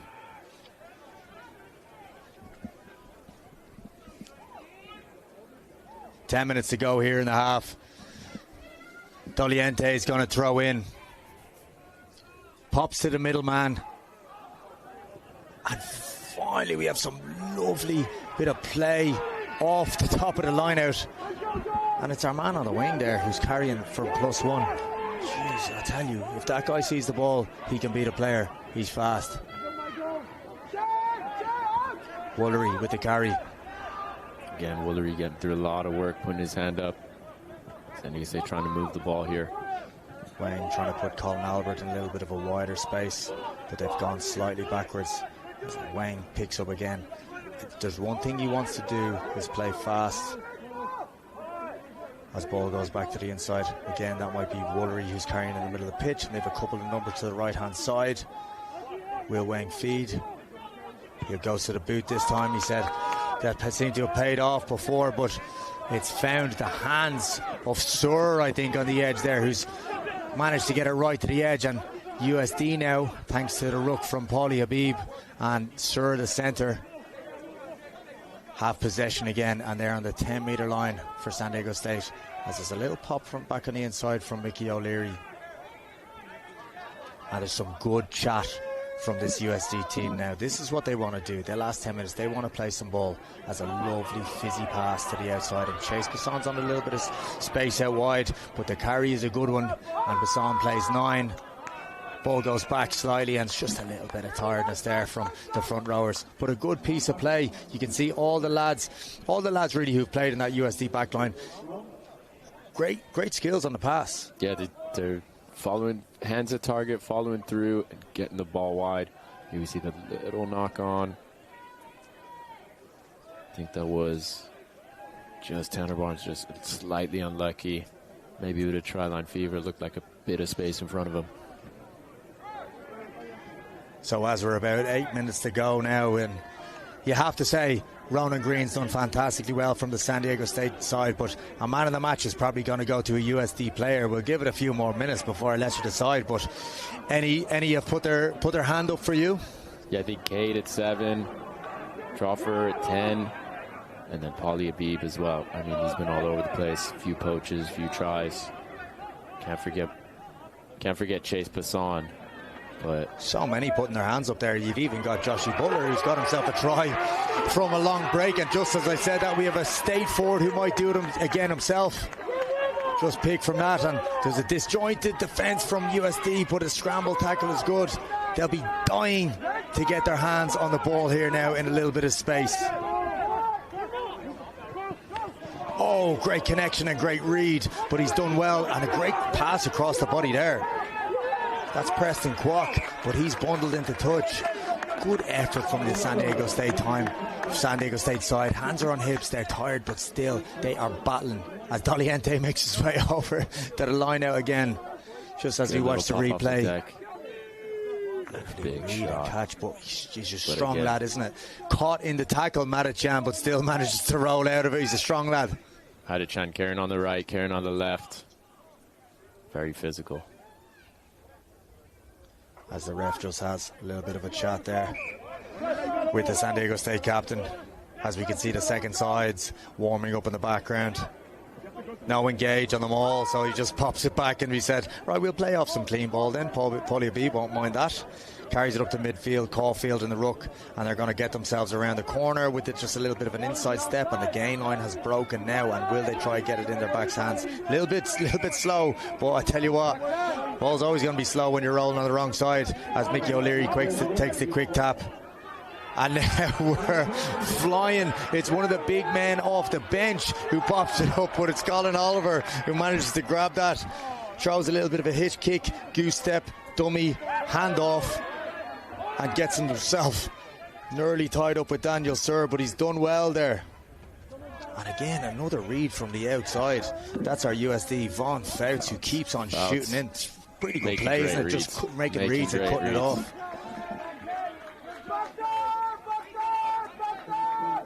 Again, fair play to Fouts on that, because it is a time off a turnover where there is space available, and you don't really have too much outside support if you're shooting in for the wing, so it is a risk. So that's two he's got. One Madichan rolled out, but this one was potentially say a little bit of a line break saver, isn't it? Yeah, absolutely. Huge risk if you shoot in off the wing. USD looking to play. Here we go. Tap penalty play. This is what I'm talking about. This is from the Charlie Purdon book of rugby. We're expecting great things here from this breakdown. But ball slow for Mickey O'Leary. Maybe not as he dreamt it up, but listen, we'll give him the benefit of the doubt. We'll see it in later games. Bit of space on the outside here if USD can get the ball quick. Just a ball with the carry. Just a little slow. Will they go again with the quick tapper? They definitely will. They definitely will. Try to play again. That's a slap down from San Diego State. They'll do some sort of shift off here. Something out the back, if I know Charlie. You can see the setup here with a pot of three, and they make the adjustment off the foot and carry. They might be setting up for a second phase, or it could be just a setup for, there it is now. There it is now. The old turnout and the roll around from our back rower. Charlie dreamt it, and we have just seen it. You are looking at live dreams right now. An orchestrated play from USD. I'll tell you what, here's one thing. Do you think Charlie now looking at this is saying, we've won the game by 6 points. Don't be showing our opposition the trick moves. Yeah, maybe. That's a good point. I think those are probably easier to plan for if you've seen them before. But again, USD just trying to move the point of attack.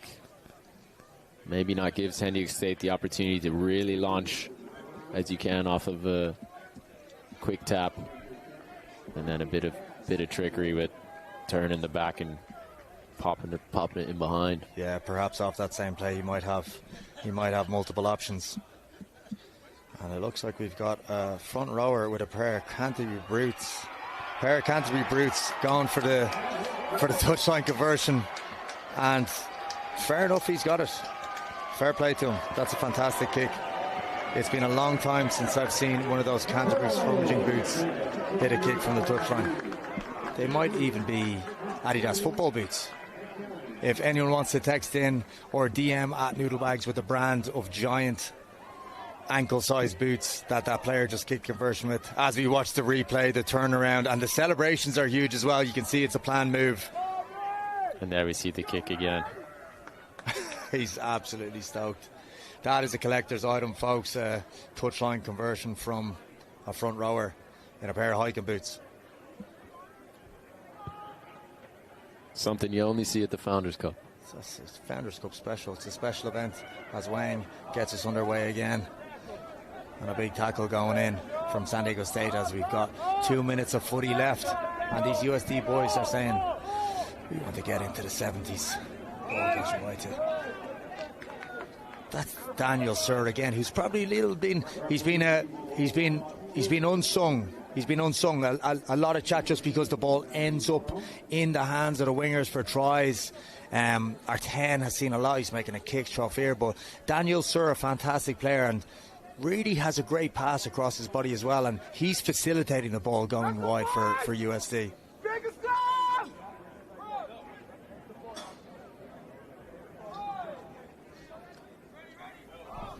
Maybe the last opportunity for San Diego State to create something here. Backs are spread wide. You know they'll like to play this. The scrum, unfortunately, under a bit of pressure. Scrum was unfortunately the wheel of fortune there, doing a full 180, so it will be USD ball. And let's get a name check there. That's Astley. Astley with the kick. So Astley has Astley's touchline conversion, and then put the opposition scrum on roller skates, and then wins the aftermatch as well. 21 plus, obviously, drinks the most beers. If not, perhaps they have another endeavour for him. You know USD is fit if he's kicking a touchline conversion, celebrating that hard, and still winning the scrum afterwards. If you're still celebrating on the 78th minute. The fitness is top-notch. You're usually pretty goose. That's testament to Charlie Purden putting him up the hills. No engagement again. It is a little tricky one off the line out. That's going to be a tough one down the short side. But then that is our shooter again. Fouts shooting off the wing, and Mickey O'Leary's trying to get us underway with another passage of play from the edge. Will they get another one on the score sheet? SDSU team playing for their lives here, but you can see a lot of them just trapped in the short side there. If they go open, there could be a bit of space on the edge. And again, that's our boy. Is that Paulie Habib again with the carry? Great leg drive. No, that's number 23. Apologies, that's Gavin Saville. Looks like maybe another Paulie Habib in the making. Lovely latch from the carry, and they're going to go forward again. And they're going route one here on this one. That's been 3 forward carries in a row, plus a forward from Saville in the backs. And they're just trying to roll this one forward. And just as we got the knock on at the end there from the 10. And there we have it. The final score in the Founders Cup. As the boys shake hands, San Diego State 5, USD 68. And let's have a little bit of a debrief now, Calais, as we go through. If you had to pick one out of the USD boys for a man of the match, who would you have and why? I think it'd have to be Paul Habib. I think he was all over the pitch, had a few steals, got over the try line, and every time he carried, he got USD going forward. So, Founders Cup 2024 man of the match, Paul Habib. Congratulations, Paulie Habib, winning yourself the Noodle Bags Man of the Match award. Fair play to you. As you can see,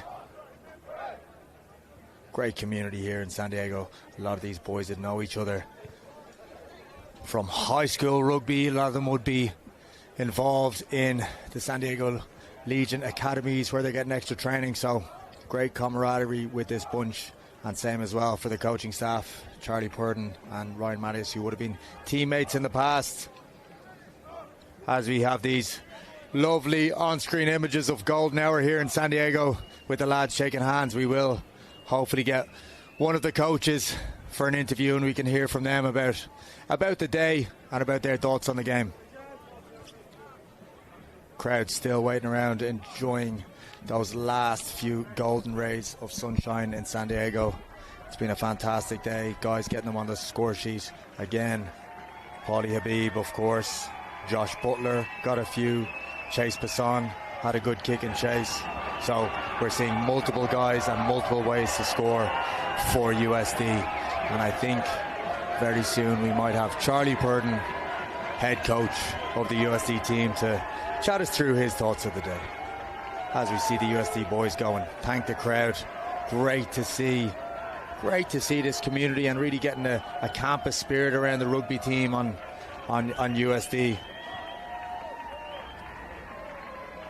And I believe we have Charlie Purdon with us here. Charlie, first of all, 68 points in a day. You've got to be happy with that one. Yeah, mate. Very pleasing performance, especially the first half. Second half, we got a little bit of a dull second half. A little bit sloppy, and boys got a little bit tired. But yeah, pleasing result.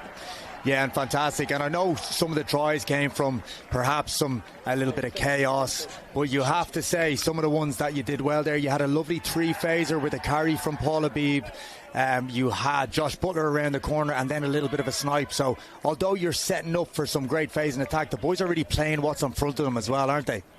Yeah, I think when we got gain line and we bent the line and then boys were just playing on top and seeing holes, which is very pleasing to see. Just their general awareness of where the space is and momentum and speed of ball. And 68 points, but let's talk about San Diego State being at 5. They had a good fight, of course. It's great to have these two teams together, but you kept it a very low-scoring game. Talk to me about the attitude you have around the tackle area and the fight at the breakdown in a defensive standpoint. Yeah, obviously we want to take their space away and hit them low, but post-tackle we want to get up and make them really work to earn that quick ball. If we get a dominant tackle, we want to get up and go through and just slow their breakdown a bit. But yeah, just trying to be as physical as we possibly can, especially around our double efforts post tackle. Yeah, of course. And you talk about these being physical efforts, but they're gritty things, Charlie. These are things are easier said than done. How are you creating this atmosphere of work ethic with this USD team? Yeah, it's just a mindset. I think we all just got to learn how to act right. And obviously, I've spoken to you before about our theming around a blue-collar mentality and just hard work and being tough and stoic. It's just getting buy-in and deep resonance there. And once you got that and once you got that care, boys will go to dark places for each other. And that's all you can ask for. Thanks very much, Charlie. And I'll tell you what, as a former teammate of mine, you may talk about stoicism here, but surely you are celebrating this tonight. Will I see you in Little Italy later? Yeah, we'll see how negotiations go with the wife. But yeah, hopefully join you for a drink later. Congrats, Charlie. Cheers, mate.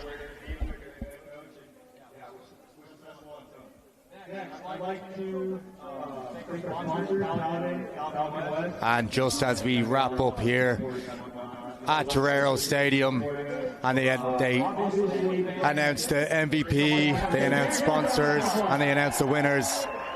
Congratulations to this USD side who have run the Founders Cup on home soil. To wrap us up here, thanks from me, Ian Denham and Calais Conrad. Final score at Torero Stadium, USD 68, SDSU 5.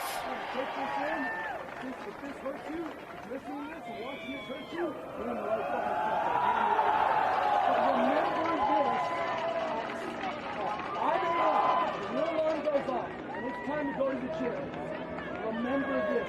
When it's 8 o'clock at night, you need to do your study, you need to get the shit done so you can go to the gym on Sunday.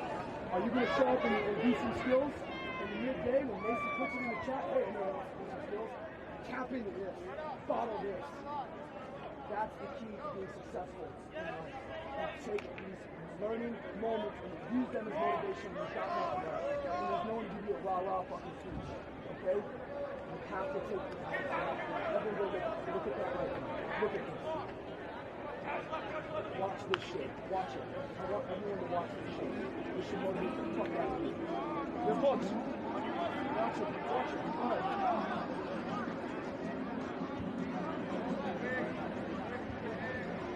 Don't look away.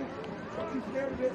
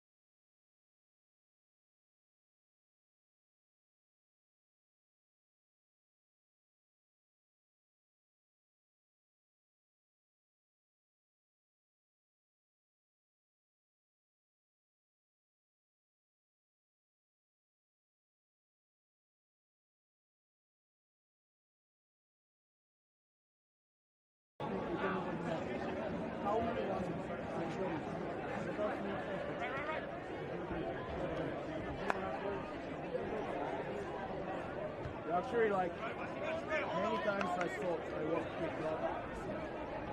I don't know, because of you guys, I can contribute to the rugby. So, thank you so much. And let's keep trying. Let's continue. And go higher. I'm proud of you boys. You came a long fucking way from fucking not winning at all, but we're starting to win. We're starting to grow. And I was watching you guys on the sideline, so I'm proud of you guys. It's been an honor. Everyone in. Break on Emmett. Aztecs on me! Aztecs on three! 1, 2, 3! Aztecs! Wait. Let's line up. Seek your big picture.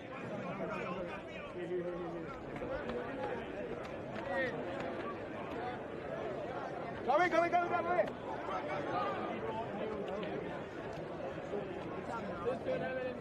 Yeah, Emmett. Look his nails. Yeah, Emmett, get over here. Emmett.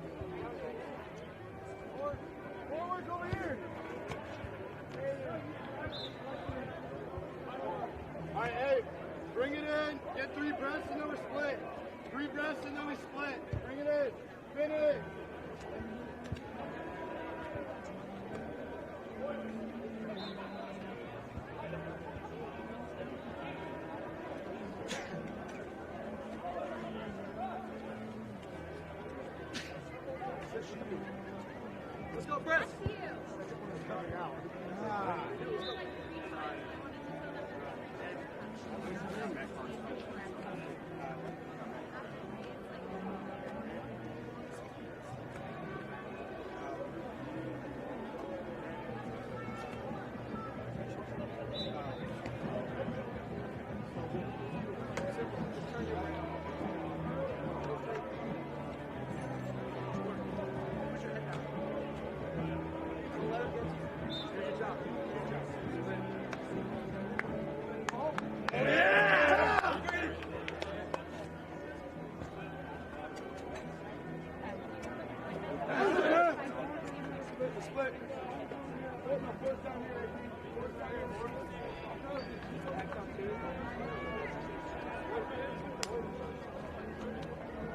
Dax, over here.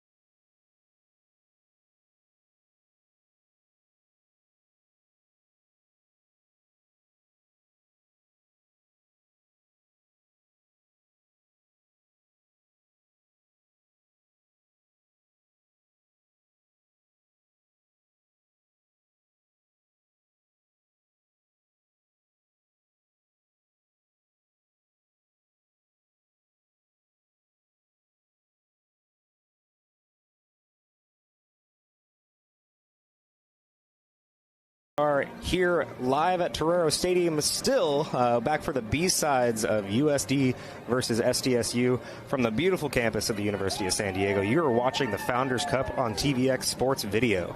TVX Video has been covering sports in Southern California and around the Southwest for nearly 20 years, and they are committed to bringing you the best in live, local, and emerging sports. Visit tvxvideo.com or check them out on YouTube and Instagram at TVX Sports Video. Alongside Rainier Cardan, my name is Kenneth Laws. We're going to be hosting the B-side here just in a few minutes. This is the 4th annual Founders Cup. That A-side game did conclude earlier today, and we saw the USD men take the 4th consecutive Founders Cup trophy home in a largely a very heavy-hitting battle. Convincing but, fashion, you know. I think, is the right terminology. I mean, it's a great game, regardless, simply because of the atmosphere and the ability to play in an arena like this, in a place like this. It means a lot to these programs, especially given that, you know, these are club organizations, we need to remember. And that really has a large impact on how games like this matter to a program and to an organization. For a lot of these guys, this is maybe their first time playing college rugby in a situation like this where you have a crowd in a stadium under the lights on a Saturday night. So it means a lot, and it adds a lot of context and excitement to this already storied rivalry between the two San Diego campuses. Absolutely, and if you've been to a USD rugby game, you know, you might have seen them on the Manchester field in the back of the campus. We are in Torero Stadium today, and watching that first game, you could hear the crowd. It was loud. It was rocking in here. You could hear the hits. The intensity on the field matched by the people in the stands, and that means a lot to these kids out here who are playing collegiate rugby at a very, very high level. And while the scoreline might not be something that SDSU is going to be proud of, they are going to take a lot out of the experience itself. Here we're looking at the warm-ups for these two teams coming up here in just a few moments as well. Ray, with the ending of that first game, with the A side obviously not exactly what they want, does that impact the B side at all? Do you expect there to be anything that they learn from that, or is it a completely new slate, wiped clean? You know, I'd say that they're going to be eager to get a win here simply because, you know, obviously anytime you step between the lines, you're always pressing for victory. But I think it'll mean a little something more to come away with a win here and not go 0 for 2 on the day. And I really expect them to be tightened up, sharpened up. They've seen how the referee has called the match as well. So, you know, looking to keep a low penalty rate here.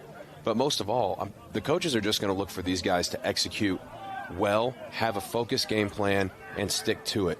Head coach Ryan Mattias over at San Diego State knows what he's doing. Former USA Eagle, former Legionnaire. Like, he understands the game and will absolutely have these guys prepped for this contest. And he's really going to want them to execute at a level that shows that they're ready to take that next step up and join the first team. So I think you'll be looking for both teams to prove themselves today, and I think we're in for a great competition. And what a venue we have for it. I mean, look at that shot right there. As the sun is going down in San Diego, it's been a beautiful day. We're going to have some twilight rugby here coming up for you. We're excited to bring that to you. We hope you're excited to watch with us. And, you know, if this is your first time watching rugby and learning about it, we're happy to teach you some of it too. We're happy to show you this sport that is huge around the world, but still just trying to get its legs under it here in America. And these are the people here that are building that out. We're going to get you these lineups here in just a few moments as well, and we will take you through those teams. Yeah, and, you know, as we see the teams preparing here, I think it's going to be a magical night. I mean, you see the sunset here on the hilltop, and I'm wondering, though, if that sun's going to come into effect a little bit. I mean, you see the shadows are getting a bit long, and we'll see how that impacts play in the first half of the game. But, yeah, we're definitely going to have that nice day-night transition here and have some Saturday night footy. All right.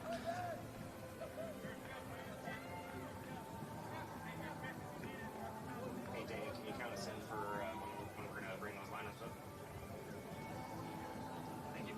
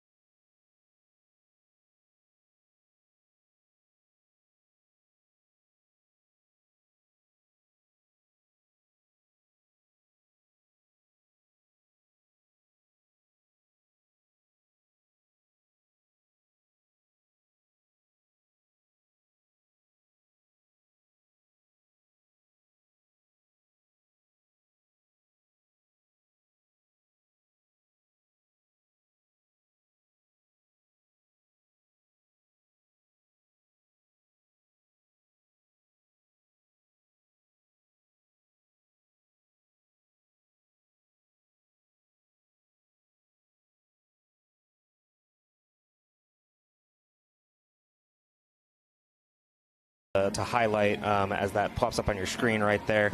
At the number 4, Teddy Montague there. Hunter Leichholm at the number 8. And your 12 and 13s, Dean Rapetti and Vaughn Fouts.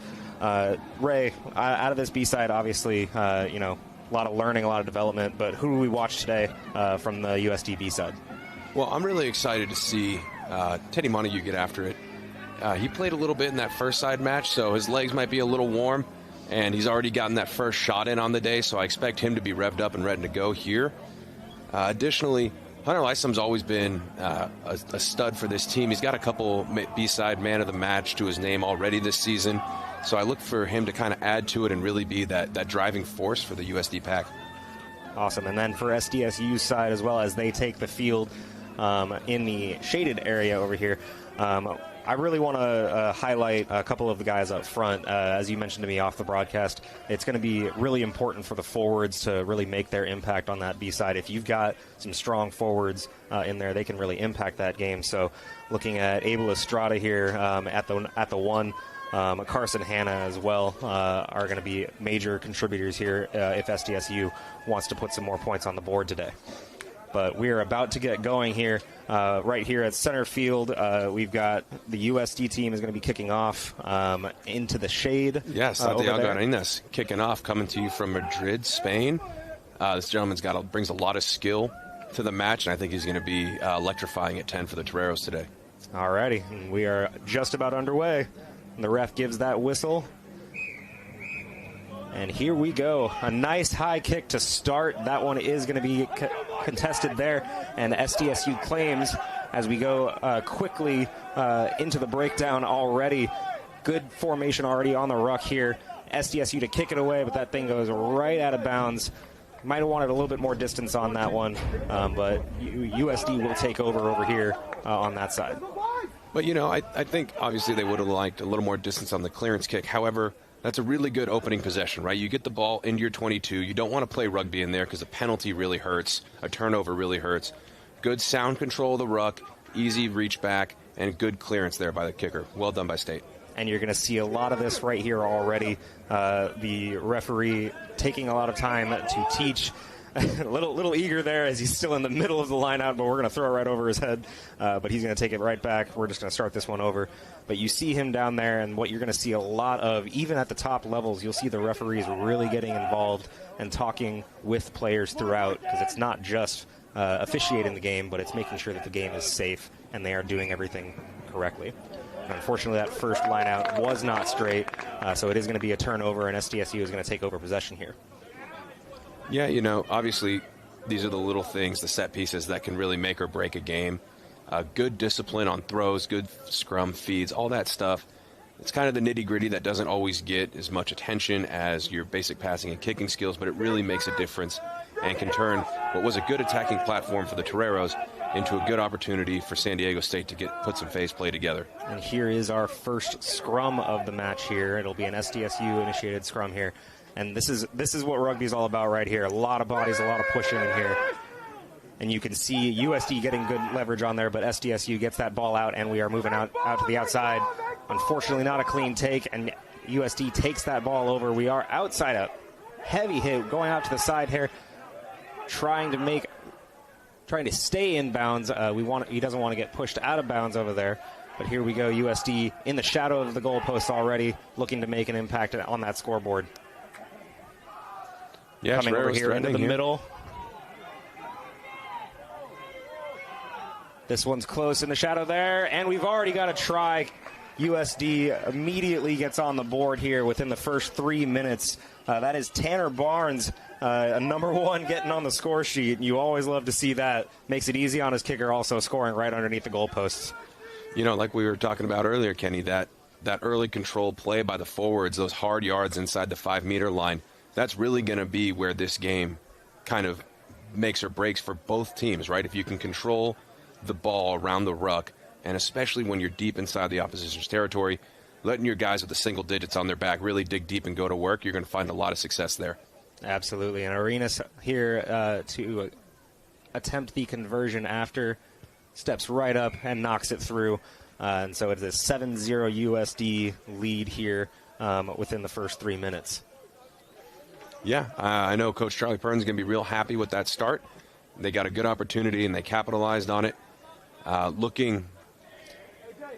You see there, attempted bolt, but he just pushed right on through, kept those legs pumping by the big fella, leaves his feet, stretches out. You got to love it. So SDSU will restart play here on the kick. And you can see already some hands up looking right into the sun. So this will be a little bit interesting as they kick right into that area there. That ball is up, but it is taken by USD confidently. And lots of free green grass running out here. That's Dean Rapetti. Is anyone going to be able to catch him? Oh, and a shove out of bounds. A very good effort on that side over there as that ball is kept in play somehow. But a try-saving tackle from SDSU, and we're back in phases here. USD with the ball. There's Tanner Barnes again with it. Oh, carries a pile forward. He falls forward with that. USD does lose that ball for a second, but that was taken illegally, so a penalty here as USD can restart. Yeah, unfortunate there for San Diego State. Ball was out, but there was a ruck formed, so that player coming in from the side and picking that ball up while the ruck was formed was deemed illegal. However, ball does not find touch, so a little bit of breathing room here for the Aztecs as they clear their lines and look to reset on defense. Yeah, maybe a little bit too casual there on the kick. You're just trying to put that thing into the corner so you can set up real close there, but not quite all the way out to touch there. But USD does retain possession here, a little bit further back from where they preferred to be, but they will start with another line out. Yeah, and just another great opportunity to show what the second side here is capable of and tighten up their discipline. Hey, great contest by San Diego State. Fair play. They've won the ball. SDSU does have that ball now, and they're going to try and make some progress here and maybe push some possession as well as they go. A kick forward here, but it is taken by USD. That's your number 11, Johnny Butler, who takes care of that. He still has that, goes forward, gains a couple more meters here. Ball's out again, and a good couple of tackles here from SDSU. Contesting in that ball, but not quite legal in there. And a quick restart from USD as they kick and go forward. Advantage being played here, and that will come back. Yeah, nice idea by Santiago there. Similar to kind of a free play when you have a defensive lineman jump in football. The player had advantage. The Toreros had advantage, so he knew he had a shot to try and kick it in past the back. But once San Diego State regathered, the ref brought it back to the spot of the foul, and looks like that one finds touch. So, again, the Toreros looking to hopefully execute a good line out here. I'm curious, Kenny, we were talking earlier about trying to get the big boys involved. I wonder if we'll see them all here and see USD bring it down and try and push it over the line. Yeah, and a maul for the uninitiated is usually played off of a line out here, but you have to claim that line out first, and unfortunately USD does not. That ball does get turned over. SDSU has it, but the referee does stop play, and unfortunately it was a knock, and so now USD has the ball in a very threatening position for another try here. So we're going to see a scrum pretty close to that, the SDSU try line there. Yeah, it'll be interesting. I mean, as a former front rower myself, I always in this situation want to try and drive it forward, but I know San Diego State's going to hold them here, and curious to see what this defense looks like right now because the Toreros are really looking to put the edge on them. A great shot of that scrum there. You see all the activity down there. And we're breaking through again, and that is Vaughn Fouts who breaks through, number 13, with a try as well. You see that's a set play off of that scrum, and SDSU just couldn't react quickly enough after that ball got out of the scrum there. And Vaughn Fouts found some real estate. Even though he was getting tackled, he does reach forward for that try. Yeah, a lot to like there. It's a well-designed strike play, well-coached and well-executed by the Toreros. I know Coach Charlie's going to be happy with that one. And again, close to the sticks, so it'll give Santiago a nice shot here at goal. And Arenas here for the conversion, and he knocks that one through confidently. It is 14-0 USD early here in the B-side game. Again, here's that replay. Ray, take me through this decision right here. A great catch by Fouts, but he just bowls through. Yeah, he kind of has the choice there, right? He can see what the defense is doing. They're putting pressure out wide, and so he decides to cut it back in and take it himself.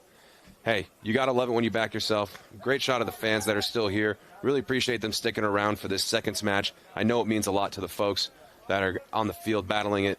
So appreciate everyone here sticking around after the A-side match. Absolutely. We get play restarted here. That one is short, but caught and claimed very confidently there by Teddy Montague.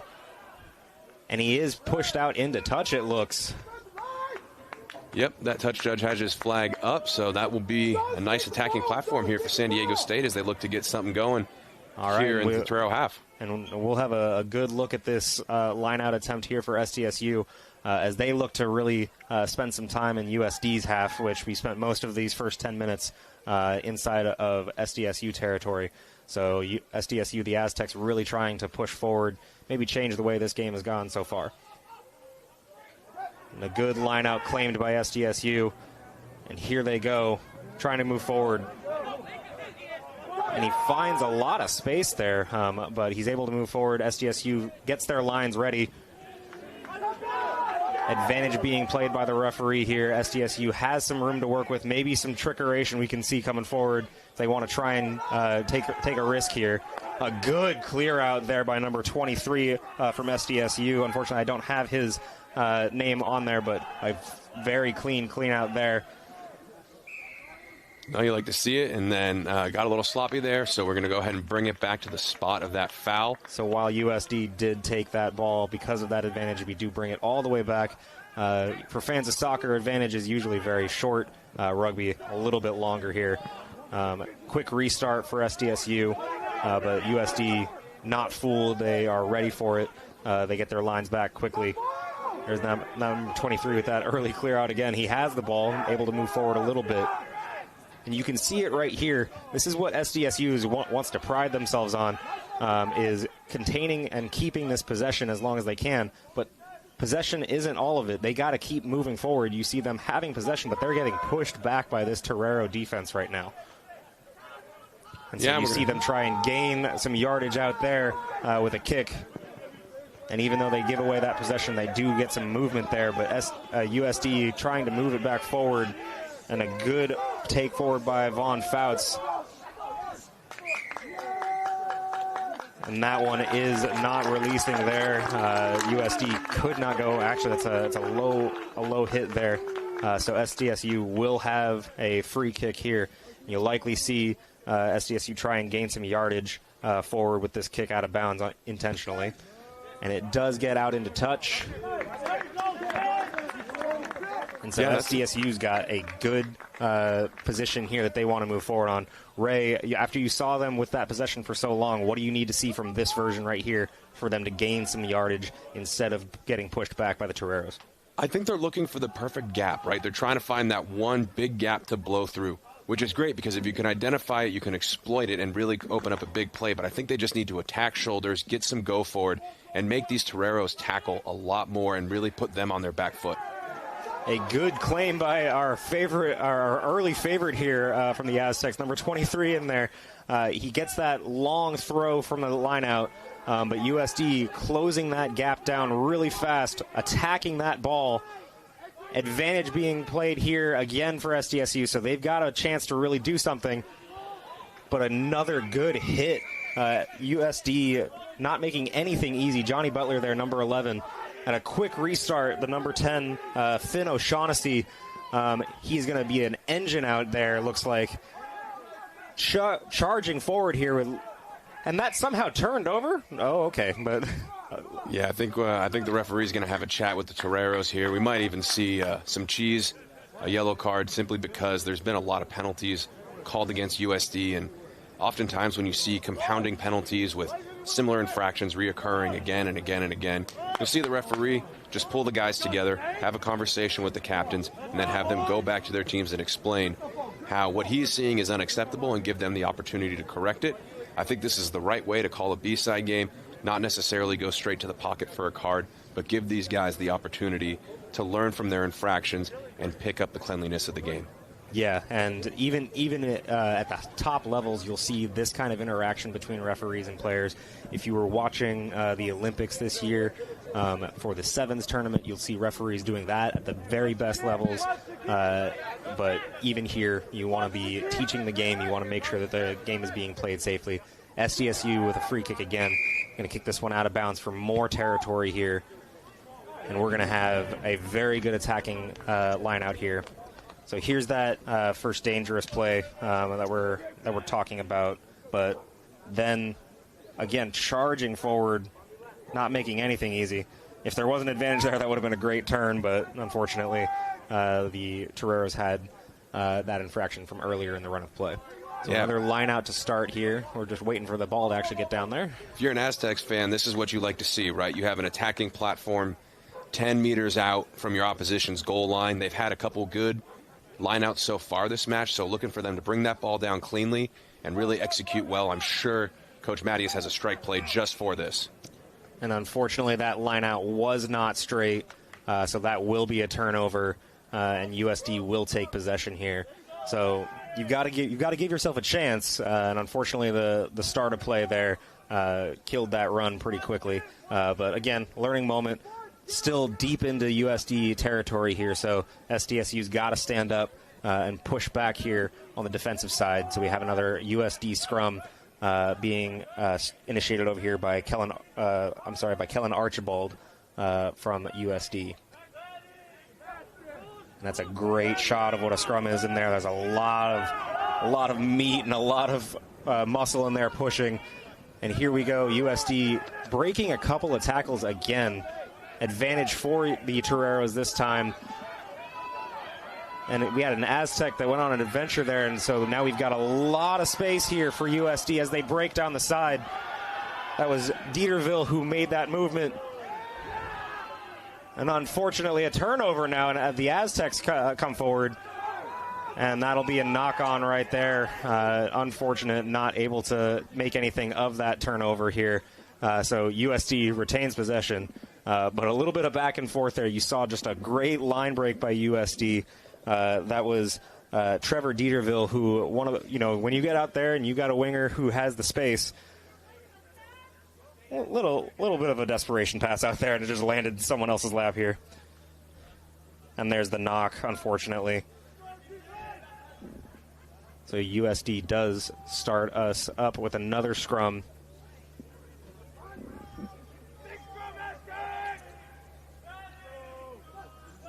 See that ball being entered, kicked through, another clean take by USD for that.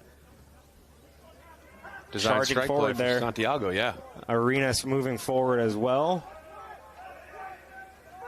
Ball's out quickly. Another broken tackle there. That's Hunter Lischholm. That's still dragging players with him. Quick offloads, unfortunately, just a little bit too fancy for their own good. And USD not able to keep possession. Yeah, looks like we got a little bit of extracurriculars, just some tensions running high, but man, little open play there. Love to see some running rugby, but penalty awarded to the Aztecs again, looking to clear their lines here and get the ball going with some go forward. SDSU does kick it out into touch to gain some more territory.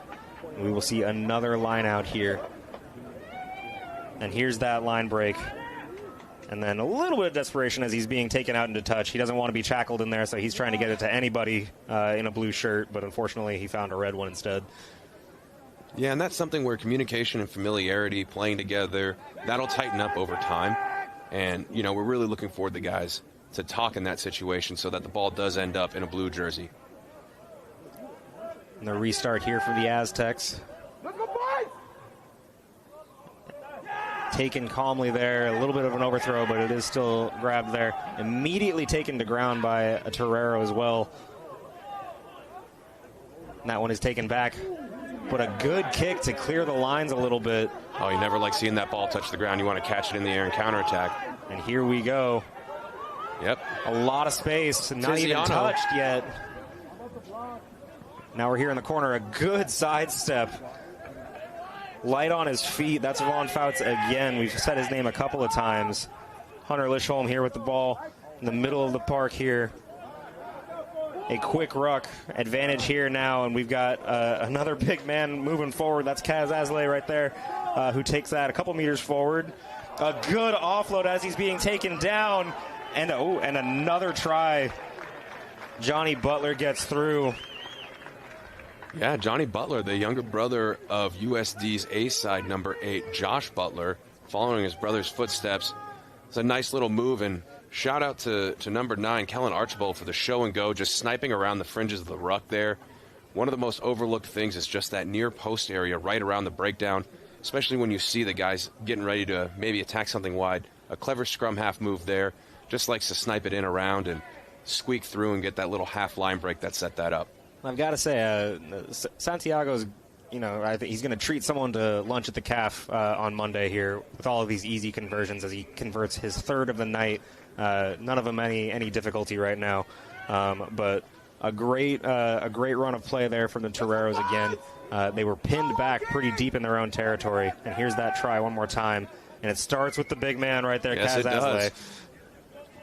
But and there it is, just that little snipe around the ruck. Doesn't beat the second man, but just gets that go forward and allows Johnny Butler to get over the line and set him up there. So that's the beautiful thing about this game. It's not always you that makes the break, but you set the guy up to make the break. And that really was a perfect example of the ethos and kind of the spirit of this game. Absolutely. The Aztecs are going to restart here, kicking towards us over in the booth. And that one is going to be claimed here by number 5, Chase Cammon. Confident claim. And then that ball is kicked forward, and it's going to find a lot of grass as SDSU takes that again. That's going to be Finn O'Shaughnessy. He gets some possession in there and some yardage back. Trevor Dieterville again on a break. Dieterville just walking through the Aztec defense right here as he gains a lot of that meter, a lot more of that yardage back here. Another big hit here as we hear some of the field there as well in our broadcast. A good clear out. Unfortunately, it looks like it was a little too late. USD not letting go of the ball on that breakdown there, so it is going to be a turnover. SDSU catching a little bit of a break here and turning that ball over again, giving that defense a chance to rest. We're going to have O'Shaughnessy try and get this one out as well, and he does. So we're going to have another line out here on the near side of the pitch.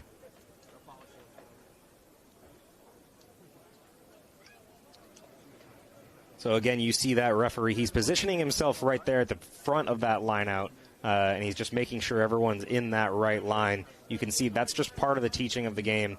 It's not necessarily where referees will start for, Major League Rugby here, but they want to make sure that everything is being played the right way and being taught the right way.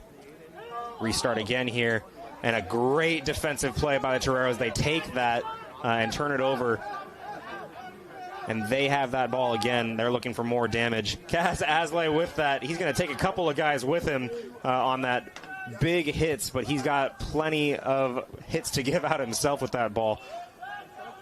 Yeah, no, good control there by the forwards, and then now that we spin it out wide to the backs, a little bit of an overlap for the Toreros. Let's see if they can execute. Down on the far side of the field as they keep charging forward here, dragging a couple of defenders with him. That is not easy, but I think that ball was turned over. The Aztecs just ripped it out of his hands right there on that side. Couldn't quite see who did that. But here we go. The Aztecs trying to get some more meters away from their own try zone. A great clear out at first, but unfortunately the Aztecs weren't quick enough on that ball, and it is turned over again. Yeah, unfortunate. Just a off angle of entry, a little too sharp there, coming in from the side, and unfortunately that results in a Torero penalty right out here. Looks like they're lining up for the big boys to do a tap and go and come right at it.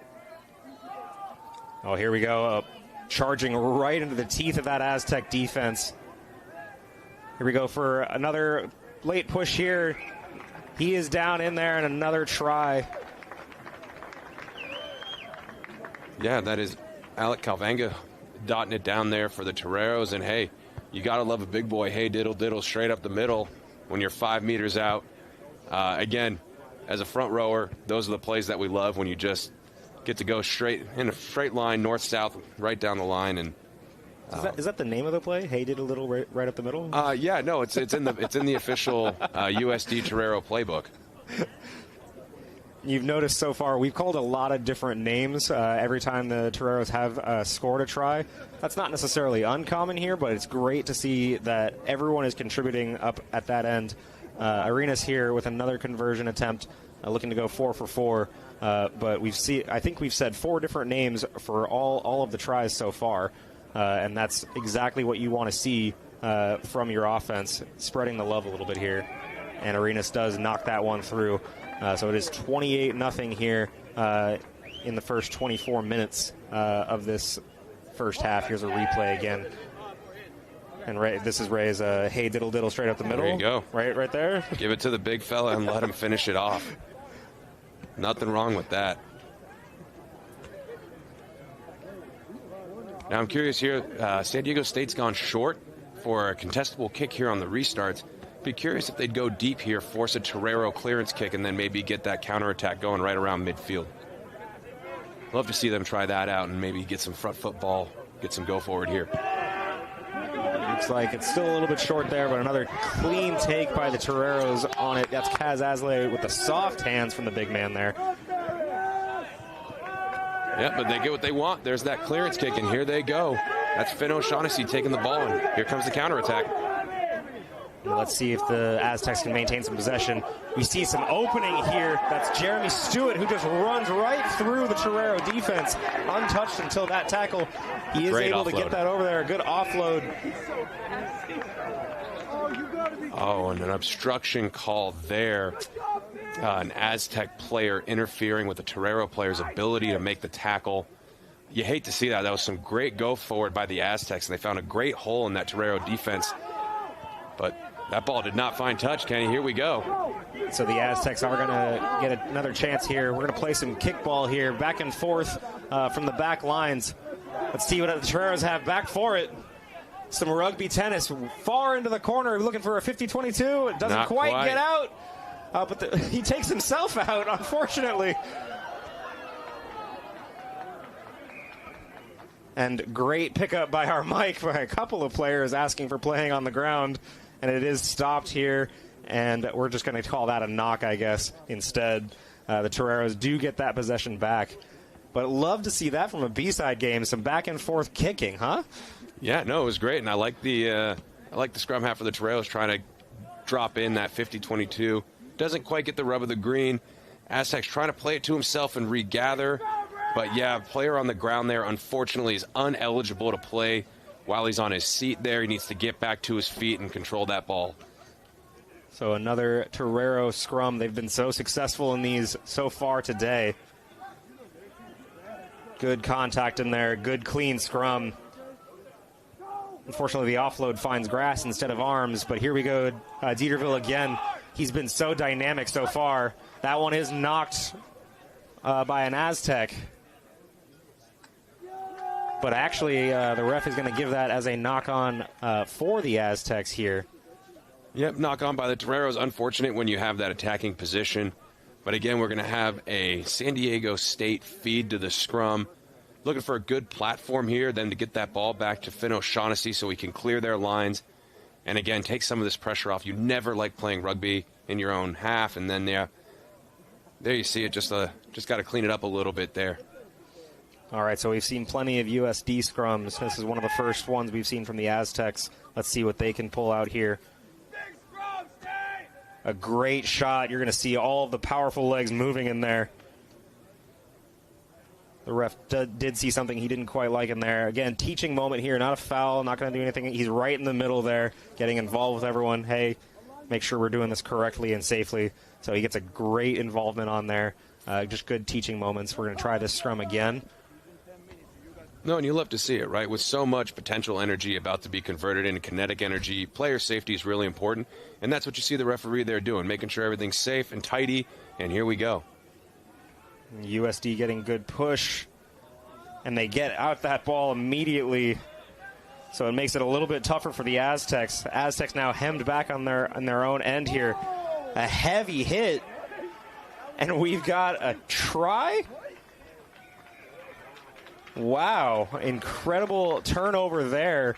There was a big hit to clear that ball out.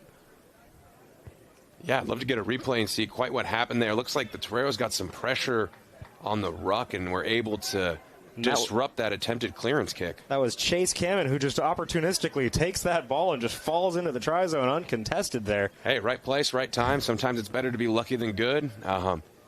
Chase, great job. I know Coach Purdon always harps on these guys getting after the crumbs, right? Any little moment, any little opportunity, seize it with both hands, and there you have it. And, right now what we're seeing is just some clarification going on between the referee and coach, just so they can make sure they're on the same page. This will give the coach and the players on the field an understanding of what's happening and what's being called so that they can adjust the game plan appropriately and ensure that everyone has the same understanding of the rules and what's going on the field. And, again, you even see that it's great as Arenas lines up for his 5th conversion attempt here. He does skew that one just a little bit wide, so his perfect night, unfortunately, is over there on that side. But here's that replay. Great to get in there and turn that, make that pass not as clean out, and the Toreros just get all over that ball immediately. And here comes this just great turn right there. Can't get the ball out, and there goes Chase, just falls right in. And you threw his hands up. I got it. Great. Yeah, hey, that's just keeping your head up instead of focusing on that ball and just making the most out of those little opportunities that you're given. And I did want to go back to that one shot while Arenas was lining up for that conversion. That's Ryan Mattias, the head coach over at SDSU, talking with the referee. But you saw it was calm. He might have disagreed with something that I had on there, but nothing but respect as we get restarted here. Oh, and great SDSU takes it, a good claim under some pressure there, and they now have that ball. Let's see them get some offensive time here as well. They do try and kick that one out, but it does just get a little bit too far out. Hey, you love to see it. That really gets you going as a team. When you're kicking to the opposition and then you can take the initiative back and get on the offensive side, that's fantastic. You love to see it. Unfortunately, we did have a bit of a touch finder there, and it went straight out on the full, so that means we're going to bring it back to where the kick was taken from. So we'll have a Torero line out at the 10-meter line in their own half. Looking for a good, clean execution and probably another exit kick here from Arenas. And a great take there. Shows what I know. Here we go. Around there. The Toreros coming in, and they're going to keep possession. Going to move forward with their legs. That one goes through the hands there, and so we're going to have a recovery there. But the Toreros do get on top of it. And they've got some space here out wide, but unfortunately that one does just slip through a couple more hands. A little bit of passing work there that needs to get cleaned up from the Toreros. SDSU lucks out a little bit there, and they are going to elect for a scrum here to try and restart play. Yeah, I really like this option as we see the replay here. Just trying to get the ball out. Good pass from 9 out and just spun it, and unfortunately just right off the mitts there. It rolls into the touch. And we're going to have a great shot of this scrum right here. This is an incredible angle. Thanks to everyone at TVX working on this. This is a unique angle that you're not going to get anywhere except for maybe the Olympics, huh? Look at that. Look at that hit right there. That ball does get out. And again, a quick attack here by Kellen Archibald. He gets on top of that, makes it real difficult. Aztecs maintain possession, but that Torero defense is just on them immediately. All right, looks like we have a penalty for offsides. He does end that possession there, as it looked like SDSU had been stopped. O'Shaughnessy here to restart play, trying to get some yardage back. That one does get out. Fantastic clearance kick, yeah. So you can see that from the Toreros so far. That defense has been flying to that ball so fast. Even when the Aztecs have possession in their half, they've just been getting pushed back and pushed back and pushed back. We want to see something here. You got to get a set play out of it right now from this line out. Do something to break that Torero line, because right now the Torero defense is dominating on that side of the ball. Well, and a set play is a great time to break it, right? Because you have the opportunity to run the play you want. It's not open play. You control and dictate the terms of the engagement. And that's exactly what San Diego State's doing right now. There we go. You see that ruck there. Little cheeky kick over the top. Fair, or he signaled for it. He signaled for it. Yeah, he got it. A little bit late on the call from the ref here, but that unfortunately he does land a little bit awkward there. Yeah, no. So you saw the number 9 there, Kellen Archibald, call for the mark by putting his hand in the air. That's essentially calling a similar to a fair catch in football. You can do that inside your own 22 in rugby, and that gives you the opportunity to take a free kick from there. And yeah, just the unfortunate follow through. Maybe he just missed the hand and arm signal given by the scrum half. But it does look like this one was actually brought back here, and SDSU did retain some possession. And they restart here quickly. They gain some meters there. That's pretty good. We want to see that going forward. Still charging those legs forward. He's got to release that ball here soon. But there you go. Good control here from the Aztecs. O'Shaughnessy gets that ball out of the ruck, but unfortunately his pass does not find a teammate cleanly. And that one was knocked forward. You hate to see that. They had that movement forward, but that pass from O'Shaughnessy just a little too low. Not something that was going to be easily taken. And then when it starts skidding on that ground, that's when it gets a little bit tough to pick up. Yeah, and this is what we were talking about at the top, was that discipline and that execution and just those little fine adjustments that maybe make the difference here. And so you see that, just a little too in front. There. But yeah, I mean, as soon as San Diego State lines a few of these passes up together, they've got some good attacking platforms. So 1 or 2 cleaner passes, and they're going to be going forward in a big way. All right, and you see another great angle of this scrum started by the Toreros. Great good attack pressure, there, but somehow he keeps his nerve there. A great early tackle there by Fares Krichachi right there for the Aztecs. Toreros maintain possession. And there we go again. Vaughn Fouts, I've said his name a couple of times. He's just been moving everything forward. An infraction there as the Toreros maintain that possession. You just see how quickly things change as soon as the Toreros get that ball, and that's kind of where the difference has been so far. As you just see when the Toreros get to that ball, they start moving quick, and everything starts moving quick around you. And as a defender, that gets tough. The Aztecs not quite as quick when they get possession of that ball. They're letting the Toreros get a little bit too much organization behind them. They need to start speeding that up a little bit more. But obviously, when you speed things up, the game gets tougher, and that's when mistakes start happening in there. Yeah, but here we go. We got 2 pods for the Aztecs there. Toreros maintain possession. Again, with that thrower, the hooker coming around the outside to take that ball out of the lifter's hands. Nice design play to get some intentional movement forward. There's Hunter Lysom, number 8. We mentioned him at the top, getting that go forward. Toreros wheel it all the way out to the other side of the field. They get it out there quick, some tight passing out there, but a good tackle from the Aztecs to stop that one. That does squirt through a couple of hands, but it did go backwards, so that is not a knock forward. A kick forward, that's going to dribble all the way in there. This is going to be heavy pressure here. The Aztecs looking to do that. O'Shaughnessy calmly gets that one away, and the Aztecs are able to clear. And that one does get outside a little bit on that, unfortunately. And we're going to call this one offsides here all the way back on this side of it. So we're going to bring this ball back for Torero possession. Yeah, you got a few options here. I think we're coming all the way back to the line out. Yeah. Oh, there we go. Sorry, confusing me, confusing them. Trying to get on the same page here. Yep, Toreros now at the penalty. Going to go ahead and try and find touch and gain some meters the easy way. That foot's been busy for Arenas so far. He's booted that one out. Gains a lot of possession here. We're going to have another line out for the Toreros. It's going to be delivered in by Calvania here. Yeah, we've seen him come around the back end of these lineouts a couple times. Wonder if we're going to change that up, maybe do something up front. A good clean throw. Unfortunately, it wasn't. Looked good, but it wasn't straight. Just not straight. The Aztecs take possession. They elect for a scrum here. Man, that's the thing I love about this game, though. Everything is competition oriented. It has to be down the middle of the channel. Both sides have the opportunity to compete. There's always a chance to win the ball back. So at every opportunity, whether you're on offense or defense, you have the chance to get back on the attack and get some points on the board. Yeah, and that's where it's that's a lot different from football, American football, as European will call it. Your wide receiver, he has one thing: he catches a ball, and he doesn't really tackle all that often. Everybody's got to tackle, everybody's got to throw, everybody's got to kick. Everyone gets involved.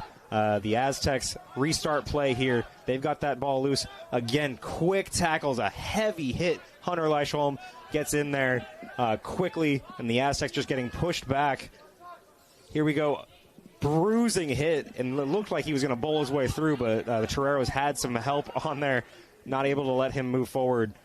O'Shaughnessy gets that one out quickly. He had to. He had someone coming in. And it looks like we're going to the pocket here. Yeah. Unfortunately, that was not a safe tackle. That hit on O'Shaughnessy deemed a yellow card offense. Not even a quick talking to. A yellow card in rugby means that player is coming off the field. The Toreros will be down a man here through the end of the half, right as we get to here. That'll carry over into the next half as well. The Aztecs trying to take advantage of their numbers advantage. And that one looked like a head injury there. We're going to stop play, unfortunately. He immediately grabbed to his head. You can see that. The referee saw that immediately. No, player safety is paramount. Referee did a great job to immediately halt the game. See the trainers and coaches going out there just to make sure everyone's okay. It's always worthwhile, no matter how much time's left on the clock, to make sure that all the players are good.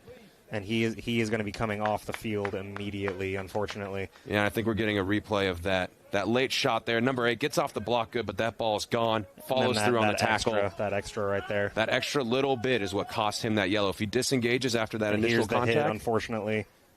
Ooh, just awkward. Both players getting really low. Yeah, you can see both of them grab at their head immediately. Unfortunately, the Aztec player coming off took a little bit more of the brunt of that. That ball does not find touch. We're going to restart here. Yeah, and this is the second late shot here by the Toreros. I'm sure Coach Purden will have some messaging around these simple penalties that are completely avoidable. Just a little bit of ill discipline costing the Toreros and giving San Diego State a great chance to clear out from their own 22. Oh, yeah, there you go. And it's saved. That one not far enough out, it looked like.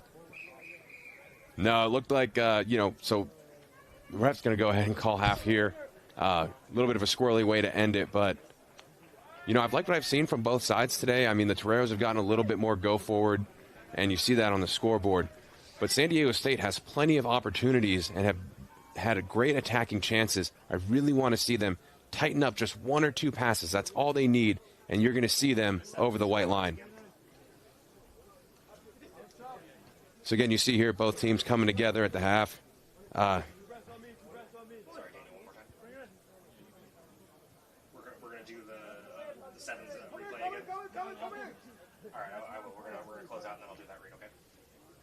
All right, and so we are at halftime here. It is 33-0 USD. The lights are fully on. We are going to be getting a second half under the lights. It has been a great day for rugby so far. SDSU, you can see in that huddle in the far end over there, a lot to talk about here, a lot that they want to start improving on and make some more progress here today. It's been a pretty lopsided day right now for the Toreros, and USD definitely wants to finish out strong. SDSU, however, of course, looking to make an impact here in the second half. So we're at 33-0 at halftime here.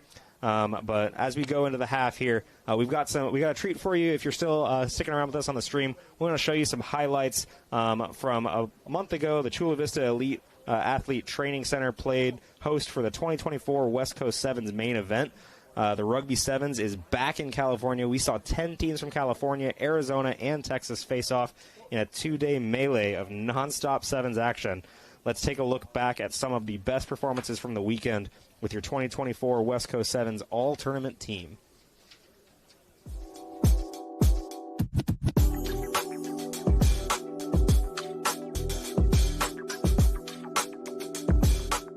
and we're back to the action now, but it is a Cal penalty, and that man is back on the pitch. It's Ran Santos, and he's probably made up for the yellow card there with that one. Yeah, what stands out to me is I think Santos is, definitely looking for that noodle bag's MVP. He's waiting for his gift from Ian. Perhaps possession is the game now. No, it's not. It is still play. And look at these lads chasing. This is the game, and we asked the question about MVP. I think we have it. That might be your answer. The swan dive comes, and Cal look to have won the West Coast Sevens with, I'll tell you what, absolutely worthy of an individual effort. Oh, wonderful play. Wonderful from Ran Santos. He's done it all in this game. Assisting, turning ball over, scoring tries. You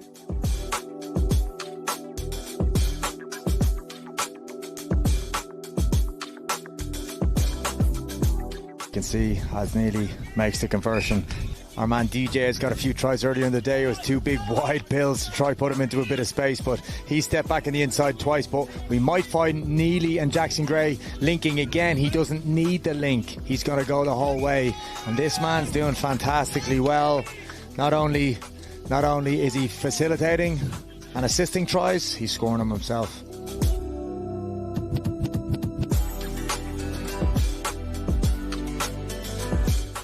Ball going into the scrum there, and you can see Sam Brown is desperately trying to get the ball to Matti Kirshkashvili.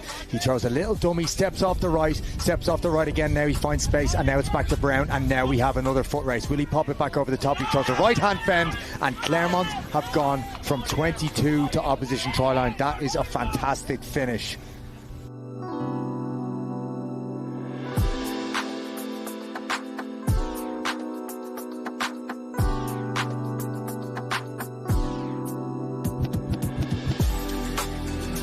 At the collegiate level, at the high school level, you just want to see the great game of rugby expand and grow. Look at this wonderful shot of Kurikashvili just going on the outside, saying goodbye to the defender and getting another try in his name. Good work from Clement.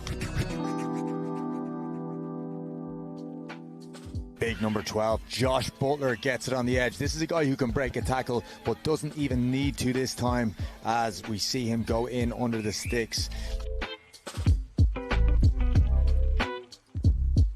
That's number 12 now. That is Josh Butler. We've seen him score a few. And again, that big man on the edge, breaking tackles and managing to show his pace as well. USD are back in the game. And it's underneath the sticks. And welcome back. You're watching the Founders Cup on TVX Sports Video. Look at these shots from our guys working hard here today. Beautiful sunset. We're going to get some rugby under the lights here now as we get restarted here by the Aztecs. I mean, what better place for rugby than San Diego, California? Look at that. It is December, folks. Some people are wearing parkas. We're here playing rugby in 70-degree weather as the Aztecs get us restarted. Quick restart here, but as they get going, the Toreros start here. Ray, I want you to take some time as we go, and we just see Von Fouts moving again. Said his name a couple of times. He walks right through that Aztec defense. A great start, but he does cough it up there at the end. And a great tackle there by the last man back on the Aztecs as Fouts stays on the ground a little bit frustrated. He couldn't finish that out. An incredible kick start to the beginning of the second half. I was about to say, Ray, what do we need the Aztecs to do a little bit differently? How do they improve upon this night? And we almost got a textbook of what they shouldn't be letting happen on there. You see the referee starting right there again, talking. But Ray, take us through what the Aztecs need to do. I think we're at the point, and I don't mean this in a negative way, but they need to be desperate. They need to have that urgency, right? We're into the second half. The Toreros have built up a bit of a lead here, and they really just need to have that urgency, that desire, that drive to just go forward, and no matter what, just tighten up and not let this game get too far out of hand. They put a couple tries on the board, and they're right back in this thing. It's totally doable, and despite the break by the Toreros there, that hustle cover defense is exactly what you need. That's one man saying, I'm going to do everything I can to keep this dude from scoring, and that's exactly what happens. Comes up and just gets a hand in there right on the ball, pops it out, and now San Diego State has the opportunity to clear their lines and reset. That was Noah Lefebvre coming all the way back. He was well behind that play, but he did not give up on that. Great, exactly what you want to see. And unfortunately, right there off of the scrum, USD takes it and scores immediately on there. That was a lost scrum in there. That was Kellen Archibald getting in there. And we do have an early score here in that second half. A lot of good things in there from the Aztecs, but again, that killer instinct the Toreros have in there. As soon as they see that ball, they're pouncing. You see them huddling up behind that goalpost there as Arenas lines up for his next conversion.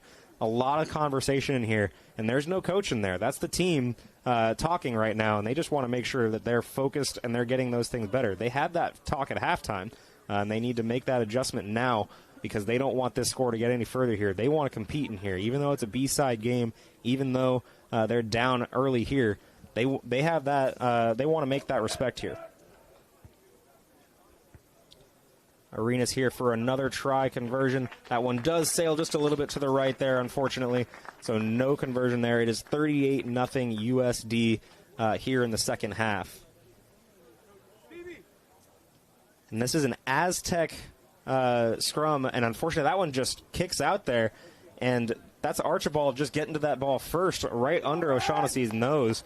He just quick to it and gets there before O'Shaughnessy has a chance to get down there, pounces on it, and you can't make that mistake that close to your own try line because it is going to burn you for at least those 5 points on that try. O'Shaughnessy again to restart us here.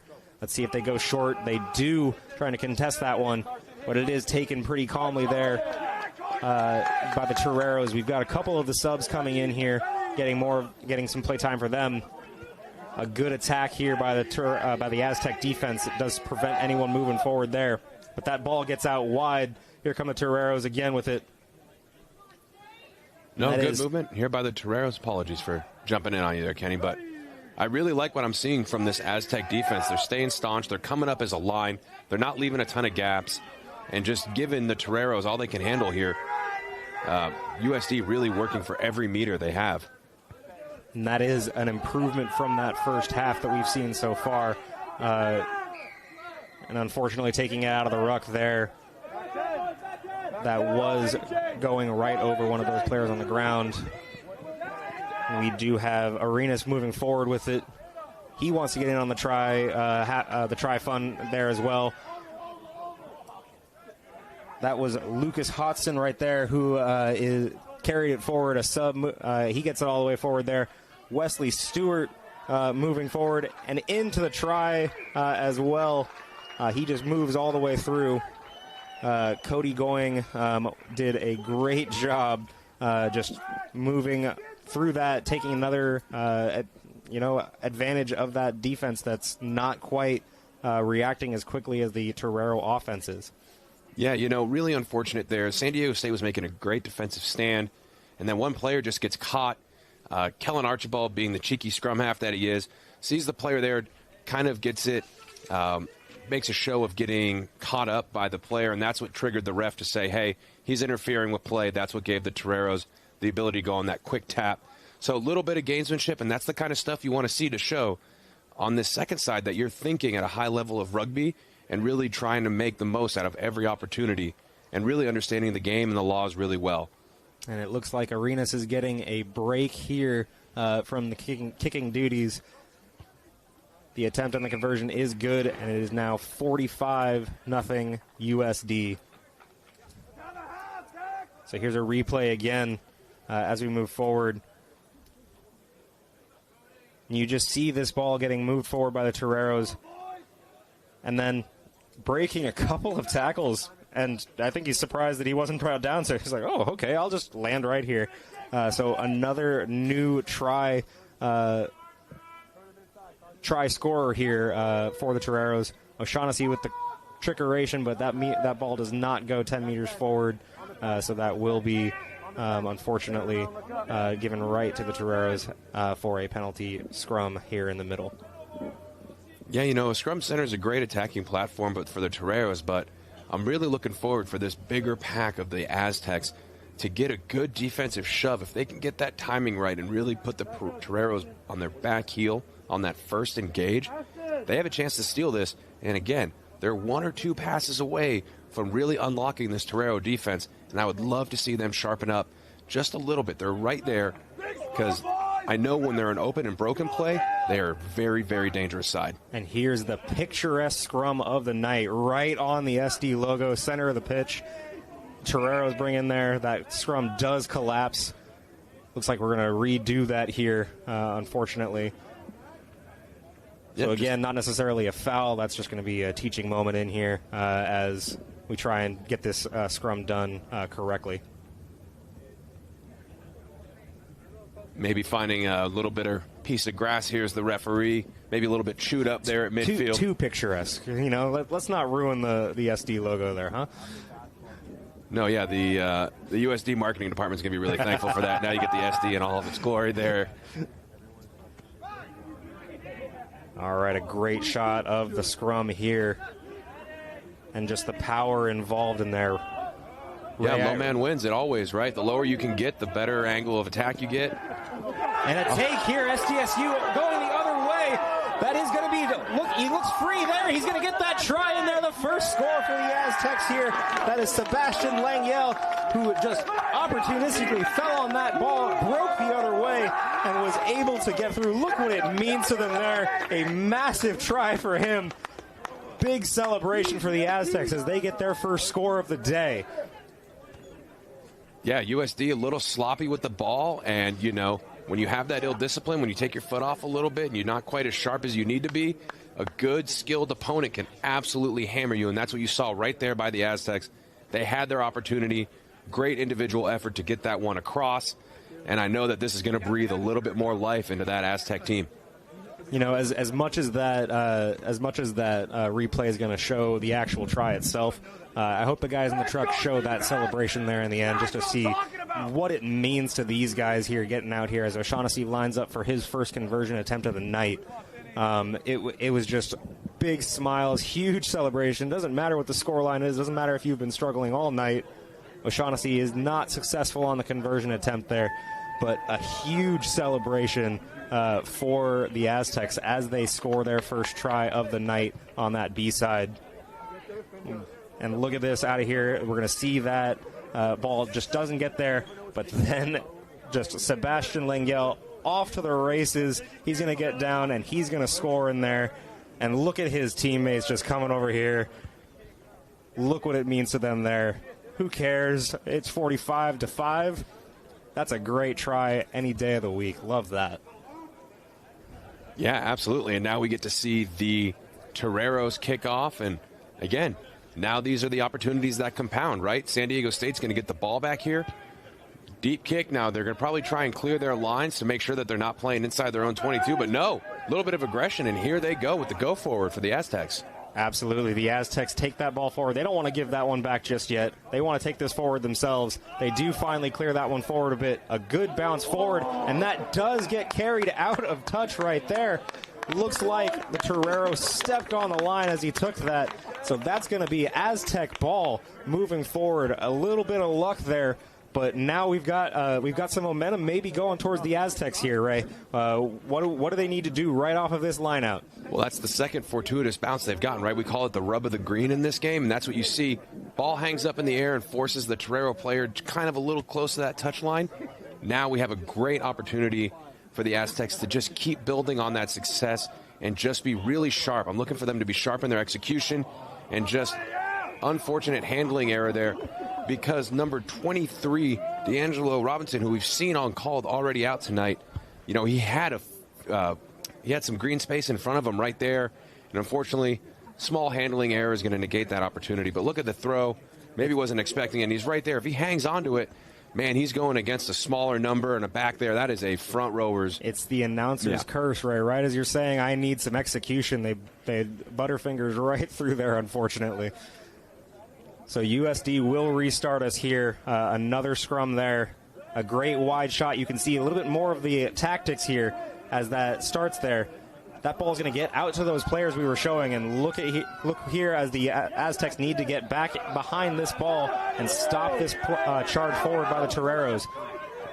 Great passing out to the wide areas by the Toreros so far. Dieterville here moving forward again. He's been getting those precious meters that the wingers need to get. and quickly out of the ruck again as the USD Toreros are just moving forward.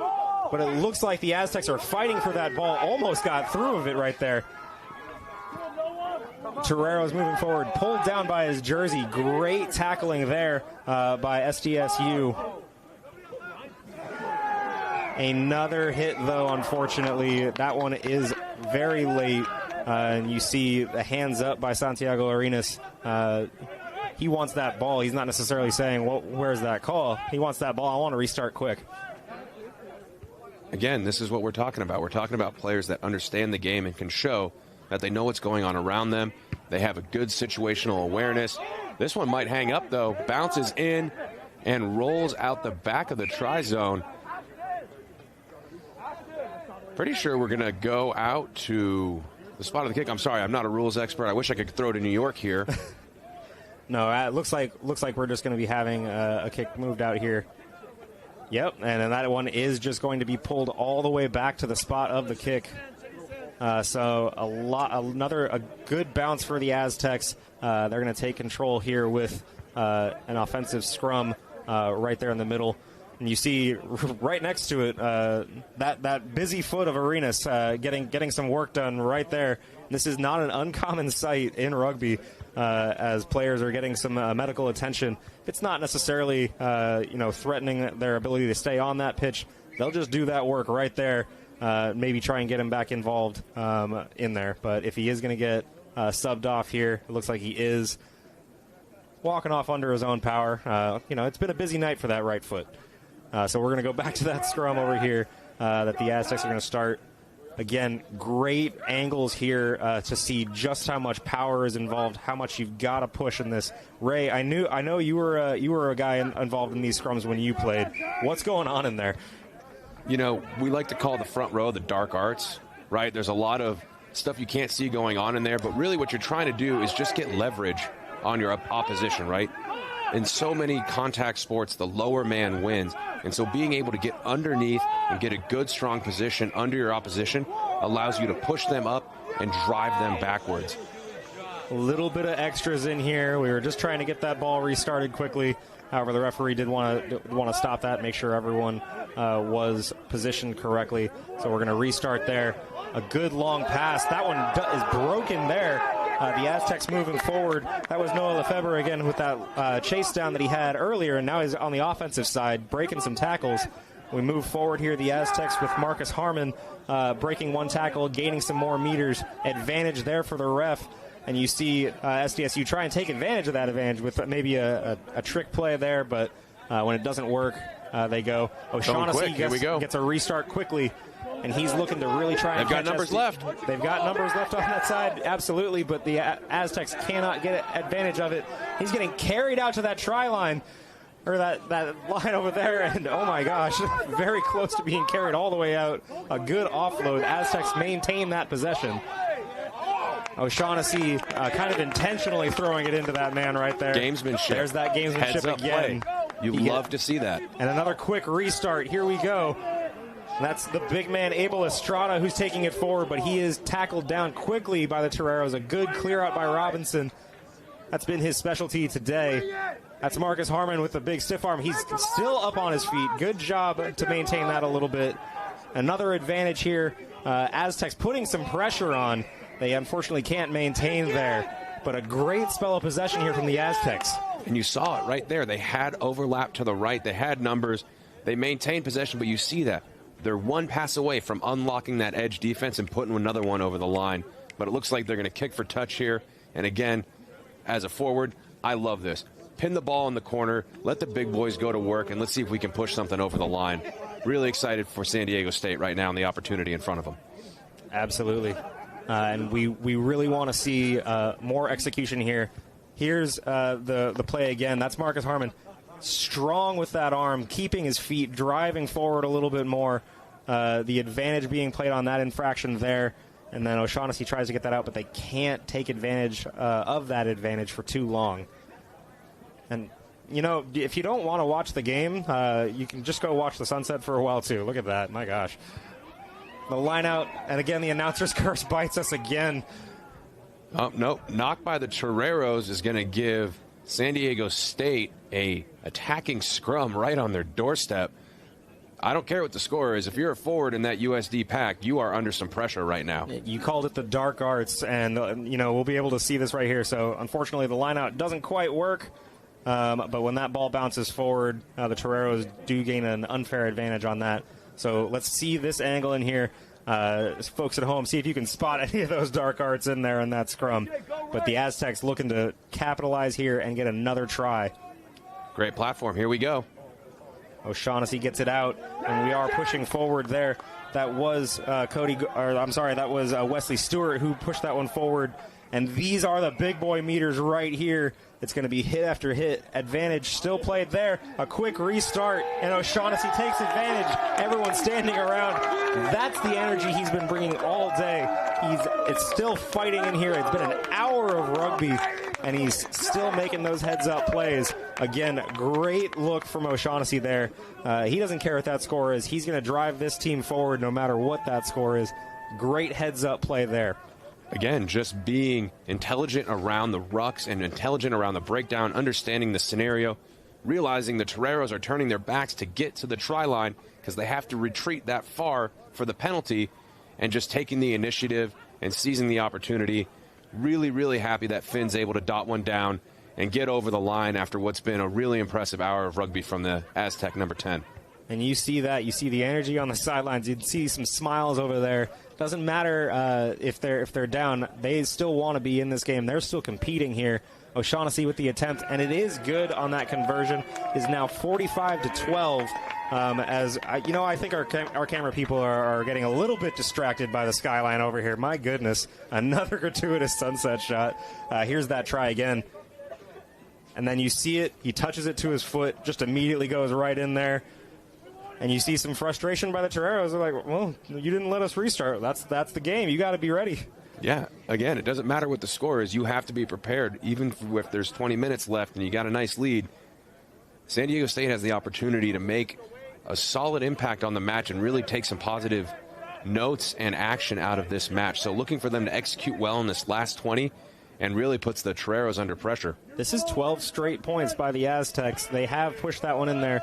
The Toreros do start with a deep kick. And the Aztecs try and return. That one's not as far as he might have wanted that one to go, so the Toreros do claim.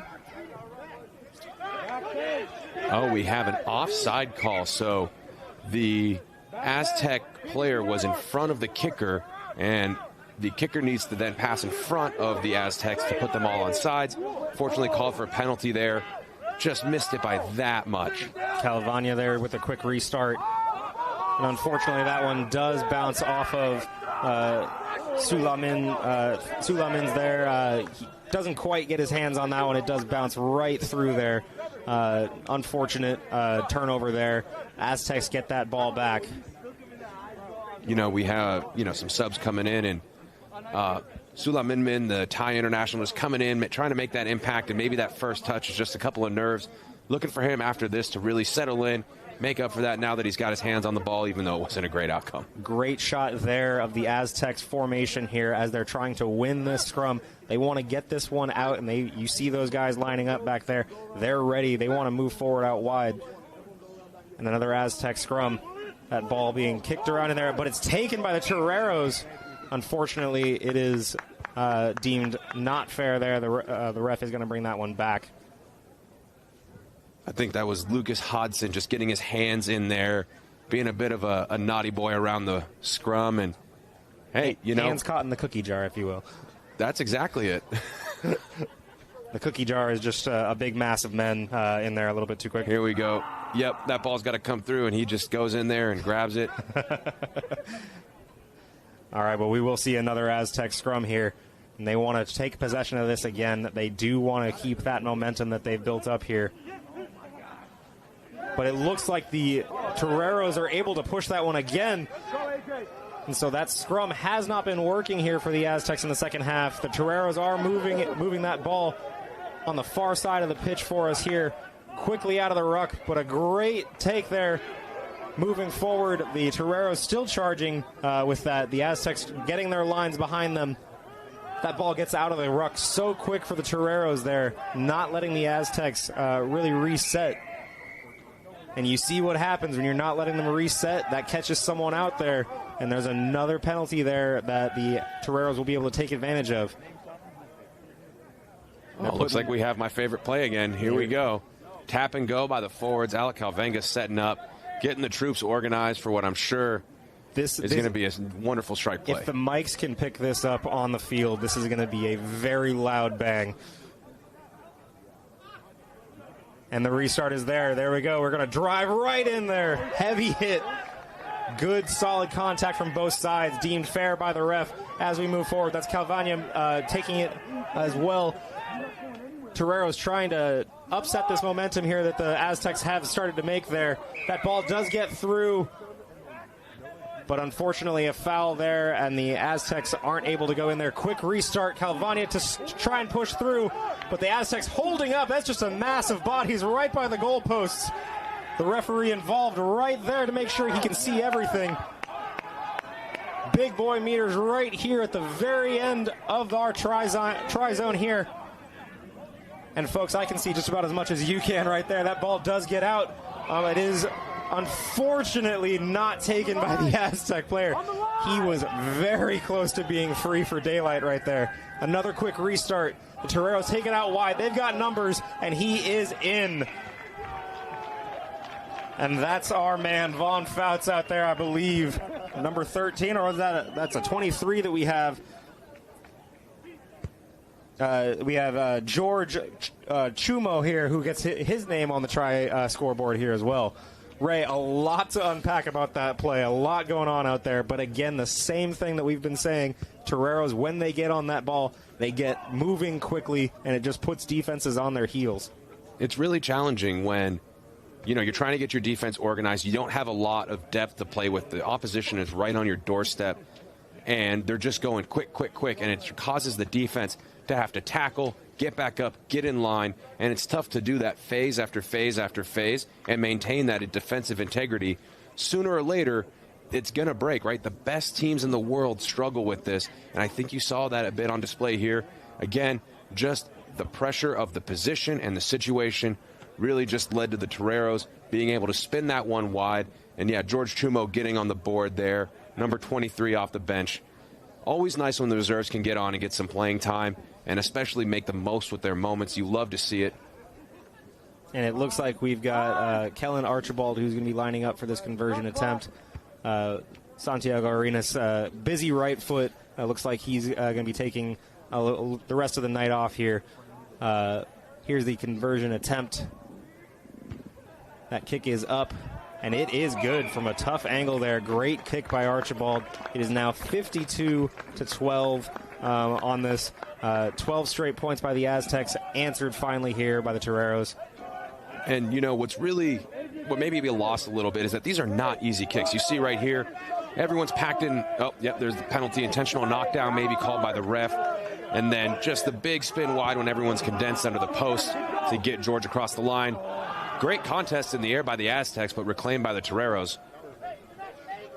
And we are restarted here. That ball bouncing around in the feet. The Toreros are going to maintain possession as a knock on the Aztecs. To go back to that point, though, that kick by Archibald for points for the conversion, not an easy kick, especially at this level. It is so dangerous at the collegiate level when you have someone like Arenas, like Archibald, that can make those wide kicks. For those that are maybe new to the game, where you put the ball down in the tri-zone matters. You have to take the kick on a straight line out from that mark. So a lot of kickers get that distance and space to get a good angle on the post. But again, you're putting yourself under stress to make a 40-meter kick. Absolutely. Another Torero scrum here. And that one is wheeling around a little bit in there, but that ball does come out. Thrown to nobody there, but it does land into some friendly hands for the Toreros as they keep moving that ball forward. Big hit from the Aztecs. They converge on that ball. But now we've got numbers on the far side for the Toreros. And here we go. See if we can break that line again. Still breaking some tackles. This is hard charging late into the game here. We've got 15 minutes left, but the Toreros are moving quick. That was Lucas Austin in there, who's still moving forward. Still on the far side here. Breaking another tackle was Johnny Butler. but he was taken out of touch just before another try-saving tackle. Aztecs have had some heroic tackles here in this match. It's been great to see, but, you know, pushing forward for the Aztecs, it's been great seeing on their defensive side at least. They've been able to make a few of those big plays. Somebody call Keanu Reeves, because looks like we have the bomb squad coming on here for the Aztecs. A lot of big bodies coming in to make an impact late in the game. Now, this is the moment. This is that opportunity, right? Toreros have emptied the bench. All their guys have got some minutes on the legs, have taken a couple shots.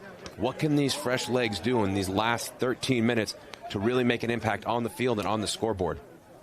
Keanu Reeves do anything with bombs? Speed. Oh, okay. I'll go more Jeremy Renner with Hurt Locker. Yeah, you know, not a terrible reference, but I love my corny 90s action movies. The Bomb Squad. The Aztec lineout is taken by the Toreros, unfortunately, in there. So the Toreros are going to start pushing forward here. Let's see what those fresh legs can do as we move forward. Those big boy meters again close to the try zone. Toreros trying to add on there. That one gets down over a couple of bodies. That was Rashid Gaba.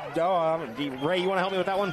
Rashid Gabaja Biamila. Biamila, there we go. Sorry about that. But incredible work. We're going to see that on on that replay there.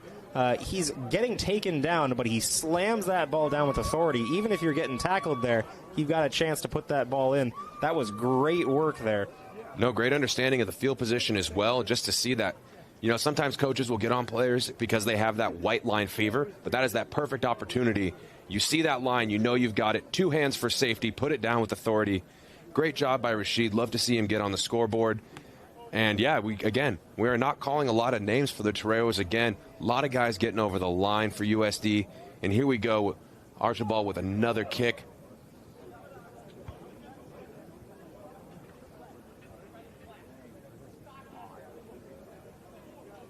And that one is up, and it is good. Another successful conversion. It is 59 to 12 USD.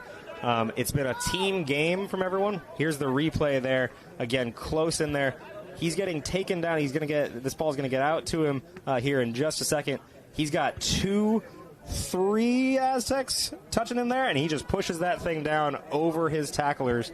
That's great work there. Incredible to see that. And again, a full team game here for the Toreros on this B-side matchup as O'Shaughnessy restarts us. Ray, contestable kick. There we go. It's going to get a good restart there. The hair is flying as he gets hit by a couple of players. Cody's got the good locks going tonight for sure. He does, and that one's going to get back. We're going to see a long kick here. That one does find some grass, so the Aztecs are going to need to gather that one. Again, no kick back here just yet. They are going to try and carry this one forward. Dangerous to try and carry this one all the way out, but they're looking to gain some meters here and not give that ball back. They want to make that impact, so they need to have that ball with them. Maybe do that the hard way. That ball does not get onto that Aztec player cleanly.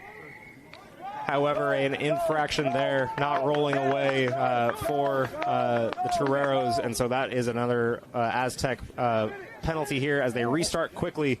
A good take, that ball almost getting through. A good clear out there, some good fundamentals right here in the ruck.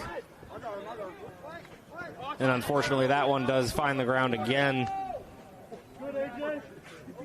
The Aztecs maintaining possession of this one here. And you just see him fighting for that possession there. It's great. The Aztecs maintain. O'Shaughnessy gets that ball out, and they try and clear some lines and move forward. And here we go. The Toreros moving looking forward. to make up for that knock earlier. More luscious hair. You can see it moving all the way up here in the broadcast booth. That one gets out to the wings. Still moving forward, pushing forward for the Toreros. Aztecs trying to gather their lines, get back defensively. They need to get some of these guys back. I'm seeing some tired legs out there. But that one is turned over. The Aztecs get that one right back. So let's see what they can do. Let's see if they can keep that conditioning in there. That's when all the days in the gym and all those days running up and down those hills matter. They've got to be able to do all of this work here late in the game. It's been bruising. It's been 70 minutes of it. It's been a long day. You're tired. You kind of just want to go home and rest your legs, ice up. But you've got 9 more minutes of rugby to play here. So the conditioning is where it really separates the men from the boys. I know that's something that Charlie Purdon of the USD team is always going to be a proud proponent of. That's definitely something that I think anyone can learn from here. We've entered what we call the championship minutes, if you will, right? Those 5 minutes on either side of the half and those last 10 to 15 minutes of the game overall, that's where the best teams in the world make their money. You look at teams like the Springboks, teams that can just absolutely close out matches and just smother the opposition. Mistake-free rugby late in the game or late and early in the half really puts your opposition under pressure. It gives you that momentum swing to really seal the game and make sure you bring home the win. And these are just bruising scrums this late right there, but the Aztecs do win that one cleanly. A great kick to clear some distance out there. A good job of relieving some of that pressure here. And now we'll have the Toreros start their line out here. In this last 8 minutes here, Ray, put yourself in Ryan Mattias' shoes of SDSU. Obviously, a closer affair here for a while, but still on the wrong end of the scoreboard. What is Ryan looking from his boys here in the last 8 minutes of this game? I think he just wants them to execute with some authority. Whatever you're going to do it with full intention and full speed, no half measures, and really just, let your hair down and get after it. This is that opportunity to really just show what you're made of and show your character as a team, because it's easy to fold in these moments, but it's the real testament to your character when you can dig deep, play some competitive rugby, even though the game may start to be getting out of reach. And you see that there, the Toreros. Oh, unfortunately, there's a sniper in the trees. He goes down on that large blade of grass right there. A great recovery by the Aztecs. You can hear the sideline. You can hear that, absolutely. It means so much to them as they defend from another try there. O'Shaughnessy here to try and gain some yardage here. Gets that ball out of bounds. But you see this right here. Looks to have a break. Gets by Shaughnessy right there. And then a particularly long blade of grass right there. Gets him down on the ground. They take that opportunity. They pounce on it. Get on that ball immediately and turn that ball over. So we've got another line out here. SDSU going to be started by their number 20 here. And this is that set play. You see them lining up in there. Taking a little bit of their time here. Hey, making sure they get it right. That ball is up. It goes long, but it was not straight. That one was not fair. As you can see, no chance for the USD Toreros to even make a play on that. So not fair. The Toreros will take a scrum in a very threatening position here for another try.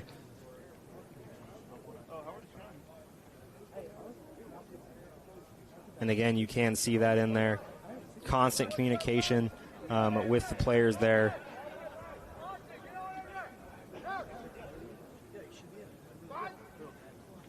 Yep, Lucas Hodson just taking a peek at his back line, seeing where everyone's stacked up. And here we go. We got a nice feed out of the back. Very Apologies. clean There win goes there. D'Angelo Robinson for the Toreros. Apologies earlier for the confusion on the name. Got the rosters mixed up in the booth. Mea culpa on that one. That's all right. We will forgive you on that one, Ray. It's been a great game so far for both sides. Regardless of that scoreline, we've seen things to take home for everybody here, no matter the team you're supporting. But the Toreros do charge forward, get another try in there, and that was Lucas Hodson again, who is able to get on the try sheet himself.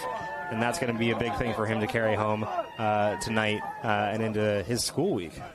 Yeah, no, we're approaching finals week here at USD. Guys are getting ready to go home, celebrate the holidays, get some time off. And, a couple of smiles after a hard-fought match here. And I know the guys are going to be carrying their heads high going into winter break. And don't get too much time off, though. We start our season on February 1st with a home game against Fresno State. That will open up the University of San Diego Toreros 2025 conference play. And, that's going to be a fun one for sure. Fresno State, big school, big program. We have a little bit of history with them, having faced them in the playoffs a few years ago. So always great to welcome them back. And, again, just looking forward to closing out a great match here as Archibald lines it up. and it is good. Successful conversion there. And as Ray was saying, we do have the spring rugby season coming up for us as you see the replay of that try. If you are local to the San Diego area, absolutely come out and support the boys. For as many of these that we're going to get broadcast, we would love to have people there in person as well to show that support. Get these loud crowds out there for everyone. It means everything to these kids to get that on there. O'Shaughnessy is not going to actually restart this one. Looks like we're going to have a different kicker for that one. And you can hear the roar of the crowd there. That wasn't actually the fans. That was the SDSU bench, proud of that kick there. Getting a couple of extra people in there. Looked like that was Ajay Schwartz. I'll get a read on that one, but a successful kick there, and the SDSU bench very proud of that attempt right there. Love that.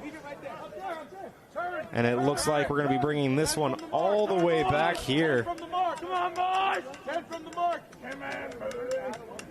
The Toreros are going to maintain possession here as we get this one restarted.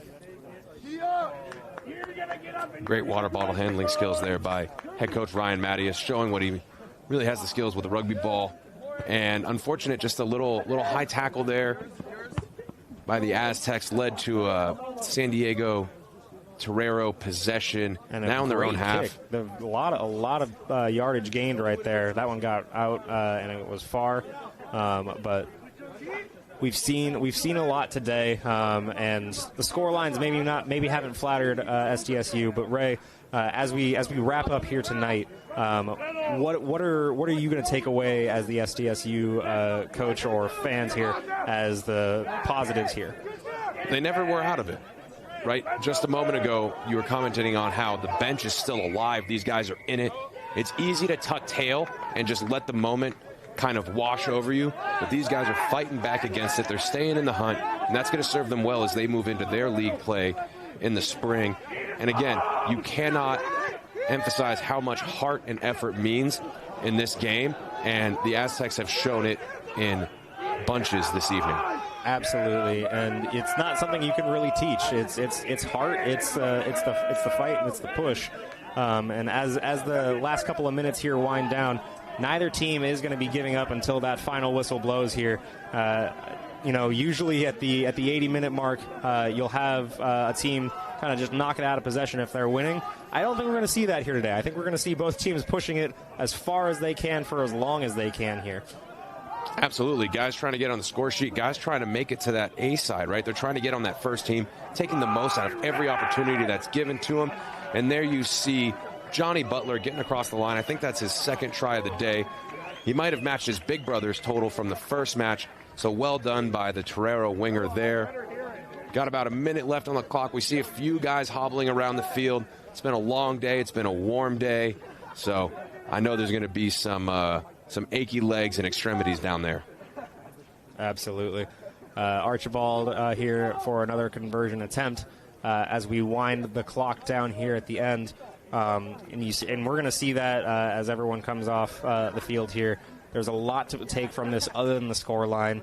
And I think one of the things that I want to make sure is abundantly clear is the appreciation that we have for all of the fans and all of the families and students that came out today.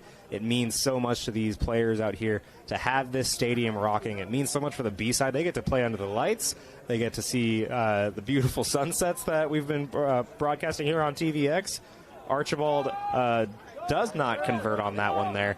And SDSU, you see them moving quickly. They want to get going here. They want to get that last bit in here. They're not done. And here's that try one more time. That was Butler who gets this one over the line here. Maybe the last one of the day. Just kind of sneaks his way in there. The Aztecs are going to get play restarted here. And like I said, nothing's going to be out easy. They're going to try and reclaim this one, get that ball right back. It's kicked short, but claimed by the Toreros. And the Toreros still going forward. We're not ending this one on kicking it out of bounds. We want this game. We want this game to end on another try. I understand why the guys may want to get another one over the line, but when you want to build up those good habits, right? When the game's in hand, you have the lead. the clock's reading 80 minutes. Maybe look at the ref, see if there's stoppage time, and then just put it in a touch, end the game, right? It's a simple thing to do. And now, here goes San Diego State on the attack, given an opportunity because USD didn't just end it right there and then. A big hit right there to close that out, but that was way too high. And unfortunately, the Toreros giving possession over and advantage here to the Aztecs as they move forward. O'Shaughnessy there on the outside, but that does just get out of bounds, and that is likely going to do it here. We're going to have... Oh, I'm sorry. It's the advantage here forward. The Aztecs going to maintain possession, and they're going to keep driving forward here, looking for that last try to close this game out. And you can hear the Aztec bench down here willing their team out here. They want to keep moving that ball forward, and they want to get that last try. Coach Ryan Mattis has got to be happy with how these guys are approaching the final minutes of this match here. But that is trying to get a little turned go over, forward. and the Toreros are moving forward. And there is our man Fouts one more time. He's through and clear. He avoids that last one, and he does score that final try.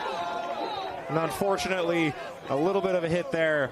Completely unintentional there, but very unfortunate on that end. But that was Vaughn Fouts one more time, able to score the last try of that game.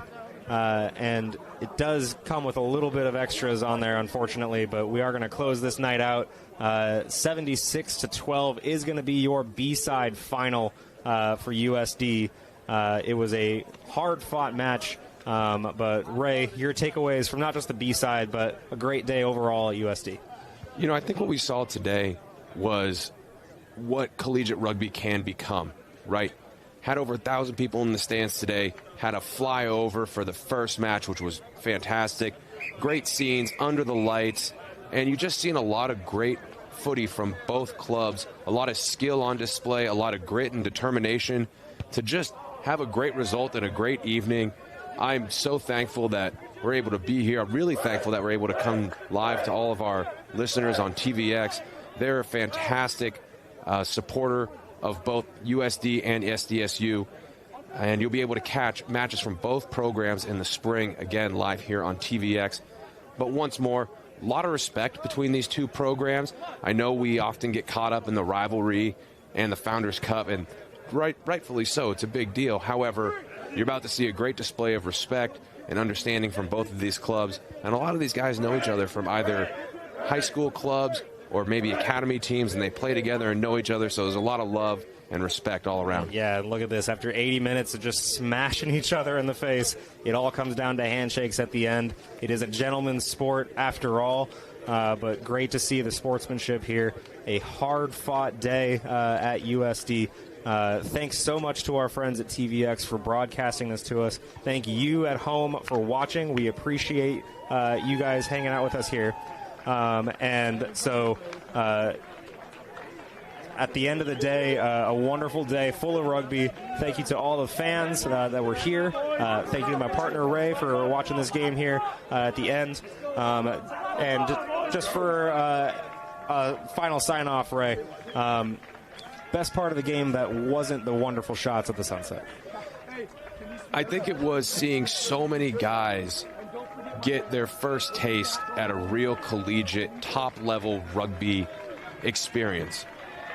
So we have the home of the San Diego Legion here at Torero Stadium, where some of the best players who have ever touched a rugby field will come and play. And here we have college players who are maybe 1 year out of high school, just starting rugby, playing under the lights. This is a fantastic experience overall, and something these young men are going to take with them. And we've got a treat here, just a quick interview with Ryan Mattis of SDSU. And we want to hear directly from him after a day full of rugby here. Ryan, are you with us? Ryan, hey, it's Ken Laws, former broadcast partner with you, man. I know the scoreline wasn't exactly what we were looking for here today, but Ryan, tell me what you take away from today, and tell me what you're talking to your boys about tomorrow. Yeah, Ken, great to see you, man. I miss you. Hey, first things first. USD put on an absolutely incredible event. They're a first-class organization. Kevin Eaton has been incredible all the past 2 months communicating with me and my program about this game.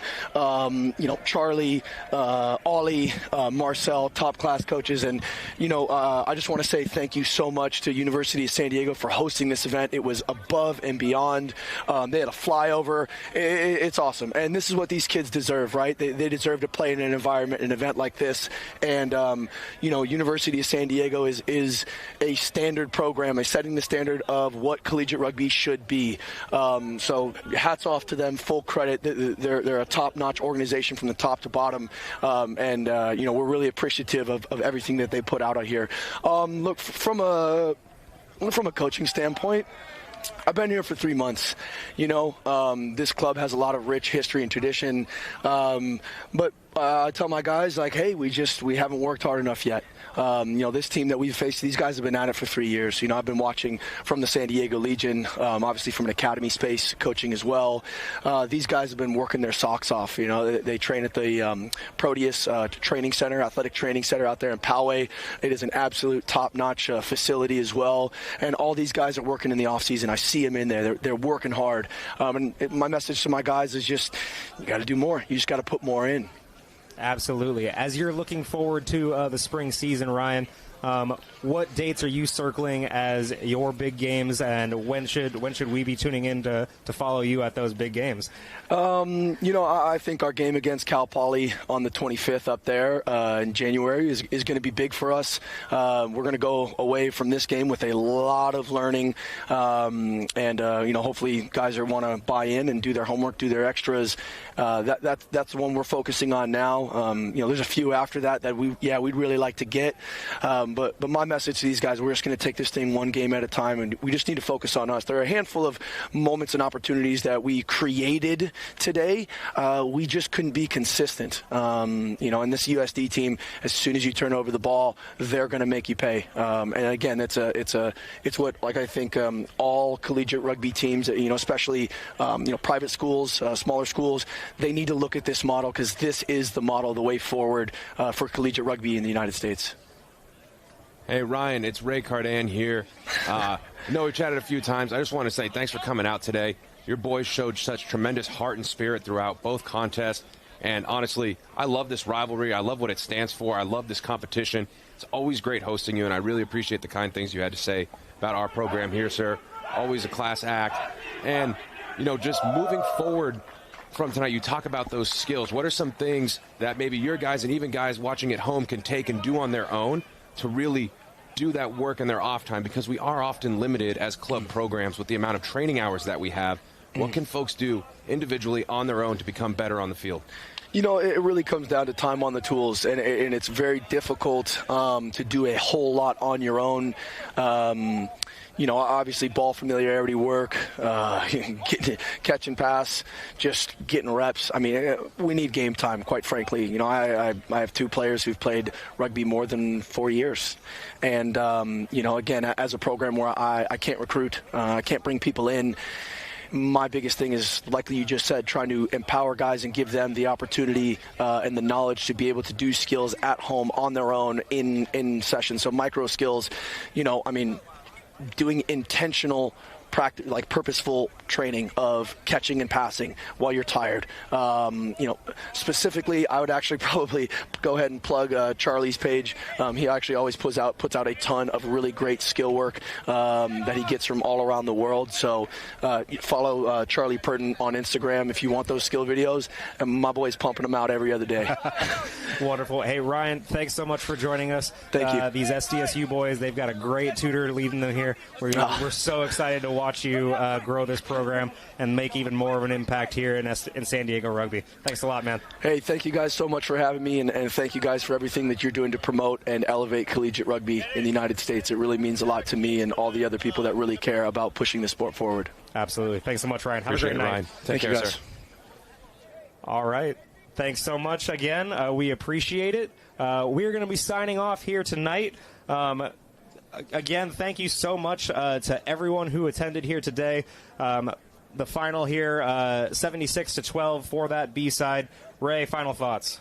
just a fantastic day for collegiate rugby. Ken, it's always a pleasure to get in the booth with you. And to everyone watching at home, really want to thank you for tuning in. And also, I'd like to remind everyone that the special military-themed jerseys that you saw USD wearing in the first match are actually going to be available for auction. And that auction will be benefiting the Navy and Marine Corps Relief Society, which provides emergency funding and a host of other services for active duty sailors, Marines, and their family. It's really a fantastic organization. It's a privilege to be able to give back and help to such a wonderful community. And if you're interested in bidding on one of these custom jerseys, please visit the USD Rugby Instagram page for all the auction details. And honestly, this is a wonderful night. I want to keep doing this. Thank you so much for having me. Thank you to TVX. And man, what a backdrop for college rugby on a Saturday night. And thank you again. TVX Video has been covering sports in Southern California and around the Southwest for nearly 20 years. They are committed to bringing you the best in live, local, and emerging sports. Please visit tvxvideo.com or check them out on YouTube and Instagram with their handle at TVX Sports Video. This is Kenneth Laws and Ray Cardan signing off for the last time. Thanks so much for joining us tonight. We appreciate you.